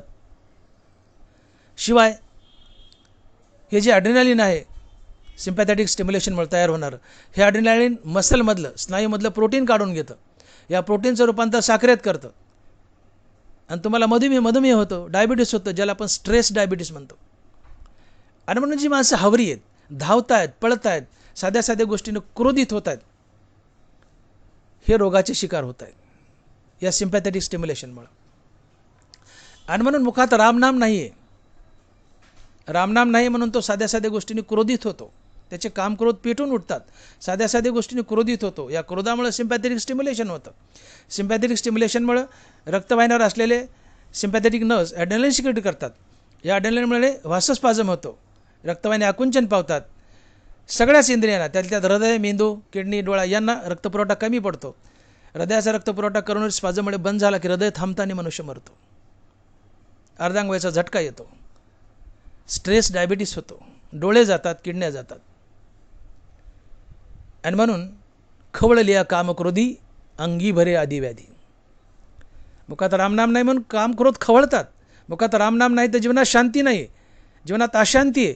अशांत माणसाचे कामक्रोध खवळतात. कामक्रोध खवळले की कामक्रोधातून आधी, आधीतून व्याधी. आधी म्हणजे चिंता आणि व्याधी म्हणजे रोग. चिंता ही सर्वात घातक आहे. तुलसीदास आपल्या काही अभंगातून म्हणतात की ही चिंता कशी घातक आहे. चिंता से घटे शरीर, घटे रूप और ज्ञान. चिंता से घटे शरीर, घटे रूप और ज्ञान. चिंता बड़ी अभागिनी, चिंता चिता समान. तुलसी भरोसे राम के, निर्भय हो के सोए. तुलसी भरोसे राम के निर्भय हो के सोय, होनी होनी नाही अनहोनी होयसो होय. अरे होनी होणारच आहे, तिथं टाळता येत नाही. मग हो द्या ना, तुम्ही रामनाम घ्या आणि निर्भय होऊन झोपा. तुलसी भरोसे राम के होनी होनी नाही होनी होयसो होय. चिंता से घटे शरीर घटे रूप और ज्ञान, चिंता बडी अभागिनी चिंता चिता समान. चिता मेलेल्या माणसाला जाळते, चिंता तुम्हाला जिवंत माणसाला जाळते. चिंता से घटे शरीर घटे रूप और ज्ञान. चिंताने शरीर घडतं, रूप घडतं, ज्ञान घडतं. चिंता तुमचं शरीर खरखर उतरवतं. मी बोललो जीवनात चिंता असेल तर खाल्लेलं अंगी लागत नाही का. चिंतेमुळे सिम्पॅथेटिक स्टिम्युलेशन, त्यातून ॲड्रेनॅलिनमुळे मसलमधले प्रोटीन बाहेर आलं, त्याचं रूपांतर साखरेत झालं, मनुष्याला स्ट्रेस डायबिटीस झाला आणि मनुष्य खंगलाई.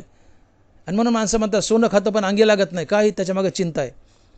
हे ॲड्रेनॅलिन सिम्पॅथेटिक स्टिम्युलेशनमुळे ॲड्रेनॅलिन मसलमधलं प्रोटीन काढतं, त्याचं रूपांतर साखरेत करतं, स्ट्रेस डायबिटीस, आणि मनुष्य खंगतोय मसल वेस्टिंगमुळे, प्रोटीन गेल्यामुळं. आणि म्हणून हरिनाम नाही मुखात तर त्यातून कामक्रोध खवळतात, त्यातून आदी म्हणजे चिंता, आणि आदीतून व्याधी अर्थात चिंतेतून रोग होतात. आणि म्हणून सातत्यानं रामनाम घ्या, कामक्रोध खवळणार नाहीत, तुम्हाला आधी नाही व्याधी नाही, तुम्ही रोगमुक्त जीवन जगाल, चिंतामुक्त जीवन जगाल, आणि कामक्रोध नाहीत. कामक्रोधामुळे मन अशांत आहे, अशांती हे दुःख आहे. आणि म्हणून कामक्रोध नाहीत तर जीवनात शांती आहे, शांती हे सुख आहे. आणि म्हणून जीवनात शांती नसेल तर तुमचे कामक्रोध खवळून उठतात. आणि म्हणून तुकोबाराय तिसऱ्या चरणात म्हणतायत की खवळली या कामक्रोधी अंगी भरे आदी व्याधी. म्हणून सातत्यानं रामनाम घ्या, कामक्रोध खवळणार नाहीत, सिम्पॅथेटिक स्टिम्युलेशन होणार नाही, तुम्हाला आधी नाही व्याधी नाही, रोगराई होणार नाही. रामनाम घेणार नाहीत, रामनाम घेणार नाहीत तर कामक्रोध खवळतील, त्यातून आधी व्याधी नाना प्रकारच्या बिमाऱ्या होतील. का तर क्रोधामुळे सिम्पॅथेटिक स्टिम्युलेशन, त्यातून ॲड्रेनॅलिन, रक्तवाहिन्याचा स्पाझम, पूर्ण शरीराच्या इंद्रियाला रक्तपुरवठा कमी, त्यात हृदयाच्या करोनरी रक्तपुरवठा कमी, करोनरी स्पाझम, हार्ट अटॅक, मरावं लागेल, अर्धांगवायूचा शिकार व्हावं लागेल, डोळे जातील, किडन्या जातील, मधुमेह होईल, स्ट्रेस डायबिटीस होईल. आणि म्हणून हरिनाम घ्या, कामक्रोध मरतील. राम म्हणता कामक्रोधाचे धन होई अभिमान देशोधडी. हरिनाम घ्या, कामक्रोध मरतील, जीवन शांत राहील, रोगाचे शिकार बनणार नाहीत. रामनाम नाही, कामक्रोध पेटून उठतील, आधीतून व्याधी होईल, चिंतेतून रोग होतील, कसे होतील आपण पाहिलं. आणि म्हणून जीवनात शांती नसेल तर खवळली या कामक्रोधी अंगी भरे आदी व्याधी, हे तिसरं चरण. आणि शांती जर जीवनात धारण केली तर चौथ्या चरणात तुकोबाराय सांगतायत की तुका म्हणे त्रिविध ताप जाती मग आपेआप. तर त्रिविध ताप काय असतात आणि कसे जातात यावर आपण त्या 5 शत्रूमध्ये विचार मांडला आहे. आपला वेळ संपलेला आहे आणि म्हणून आपण यथाशक्ती अभंगाचा पूर्ण भावार्थ पाहिला आहे. अभंगाचा सार थोडक्यात असा आहे की शांती परते नाही सुख, येरा अवघेची दुःख, म्हणून शांती धरा, उतराल पहिले तिरा, खवळलेल्या कामक्रोधी अंगी भरे आदी व्याधी, तुका म्हणे त्रिविध ताप जाती मग आपोआप. महाराज म्हणतायत तुम्ही तुमच्या जीवनात शांती आणा, शांती हे सुख असतं. मग मनाची शांती हे सुख आहे, तर मनाला शांत कसं करायचं, तर मुखामध्ये सातत्याने हरिनाम धारण करा. तापलेलं मन निवतं, मन निवणं ही शांती असते. नामानं ते 5 शत्रू आपण बोललो तेही मरतात, ज्याच्यामुळे मन अशांत होतं. ते शत्रू मेले 5 की मन शांत होतं, शांती हे सुख असते. तात्पर्य मनात शांती धारण, मुखात हरिनाम धारण करा, मन शांत होईल, शांती हे सुख असते. ज्याच्या मुखात हरिनाम, त्या हरिनामामुळं मनाची अंतर्मुक्ता साधेल, मन आणि हृदयश्राम यांची भेट होईल, मन आणि हृदयश्रामाच्या भेटीतून मनाला स्थिरता लाभेल. मनाची स्थिरता ही शांती असते, शांती हे सुख असते. म्हणून मनाची स्थिरता, मनाची शांती हे सुख, मनाची अस्थिरता, मनाची अशांती हेच दुःख. थोडक्यात बोलायचं, मनाची शांती हेच सुख, मनाची अशांती हेच दुःख. म्हणून शांती परत सुखच नसते, शांती हे सुख असते. आणि म्हणून महाराज बोलतात की शांती परते नाही सुख, येर अवघेची दुःख. शांती हेच सुख आहे, शांती परत सुखच नसते. मग ही शांती मनात धारण केली ज्ञानोत्तर काळात संतासारख्या पुरुषांनी, आम्हाला फक्त शांतीने सुख लाभले, पण ज्ञानोत्तर पुरुषाला या शांतीने, कारण शांती ही आत्मज्ञानी पुरुषाला लाभते, ज्ञानोत्तर पुरुषाला ही शांती धरल्यामुळं ते भवसागराच्या पैल तीराला उतरतात, अर्थात मुक्त होतात. म्हणून शांती धरा, उतराल पैल तीरा. हळूहळू आम्ही बी पैल तीराला जाऊ, मनामध्ये मुखामध्ये रामनाम धारण केले, भविष्यात आम्हालाही अज्ञान जोडून ज्ञान येईल, आत्मज्ञानातून आमच्या जीवनात शांती येईल, पुढे चालून आम्ही त्या टप्प्यापर्यंत जाऊ मोक्षाच्या पैल तीराला उतरण्याच्या. पण सध्या संत जातात, आम्ही हळूहळू जाऊ. हो, म्हणून शांती ते धरा, उतराल पैल तीरा. शांती ही फक्त संतांना लाभते खरी शांती, जी ज्ञानोत्तर आहे. कारण शांतीचा जन्म आत्मज्ञानातून होतो, आत्मज्ञानातून शांतीचा जन्म. संत आत्मज्ञानी असतात, म्हणून संत शांत असतात. ज्यांनी शांती धारण केली तो पैल तीराला उतरतो भवसागराच्या आणि मुक्त होतो. म्हणून शांती ते धरा, उतराल पैल तीरा. हा पहिला फायदा. दुसरा फायदा शांती धारण केल्याचा, तुमचे कामक्रोध जातात, तुमच्या जीवनात शांती येते, रोगराई होत नाही, तुम्ही रोगाचे शिकार बनत नाहीत. आणि शांती धारण नाही केली तर कामक्रोध खवळतात, आदिव्याधी येते, तुम्ही नाना प्रकारचे रोगाचे शिकार बनतात. आणि शेवटचा फायदा, शांती धारण केली तर त्रिविध ताप जातात, तुमच्या जीवनात या त्रिविध तापाचा प्रहार होत नाही. आणि म्हणून तुका म्हणे त्रिविध ताप जाती मग आपोआप. विठोबा रखुमाई, विठोबा रखुमाई, जय जय विठोबा रखुमाई, विठोबा रखुमाई, विठोबा रखुमाई, विठोबा रखुमाई. यथामती यथाशक्ती आपण अभंगाचा पूर्ण धावता आढावा भावार्थ पाहिलेला आहे. आपण सातत्याने हरिनाम घ्या, मन अंतर्मुख होईल, हृदयस्थरामाला भेटेल. मन आणि हृदयस्थराम यांच्या भेटीतून मनाला स्थिरता लाभेल. मनाची स्थिरता ही शांती असते आणि शांती हेच सुख असते. शांती हेच सुख असते. म्हणून तुकोबाराय बोलतात की शांती परते नाही सुख, ये रावगेची दुःख. आपल्या जीवनात हरिनामानं शांती आणायचा प्रयत्न करा. शांती हेच सुख असते. हां, ज्ञानेश्वर माऊली, ज्ञानराज माऊली तुकाराम, ज्ञानेश्वर माऊली, ज्ञानराज माऊली तुकाराम. विठ्ठल जय जय विठ्ठल, विठ्ठल जय जय विठ्ठल. बोलिली लेकुरे एडी वाकडी उत्तरे, करा क्षमा अपराध महाराज तुम्ही सिद्ध. नाही विचारिला अधिकार मी आपुला, करा क्षमा अपराध महाराज तुम्ही सिद्ध. तुका म्हणे ज्ञानेश्वरा राखा पायापै किंकरा. ज्ञानदेव तुकाराम, ज्ञानदेव तुकाराम, तुकाराम तुकाराम तुकाराम तुकाराम तुकाराम तुकाराम तुकाराम तुकाराम. पुंडलिक वरदे हरिविठ्ठल, श्री ज्ञानदेव तुकाराम. गोपाल कृष्ण भगवान की जय.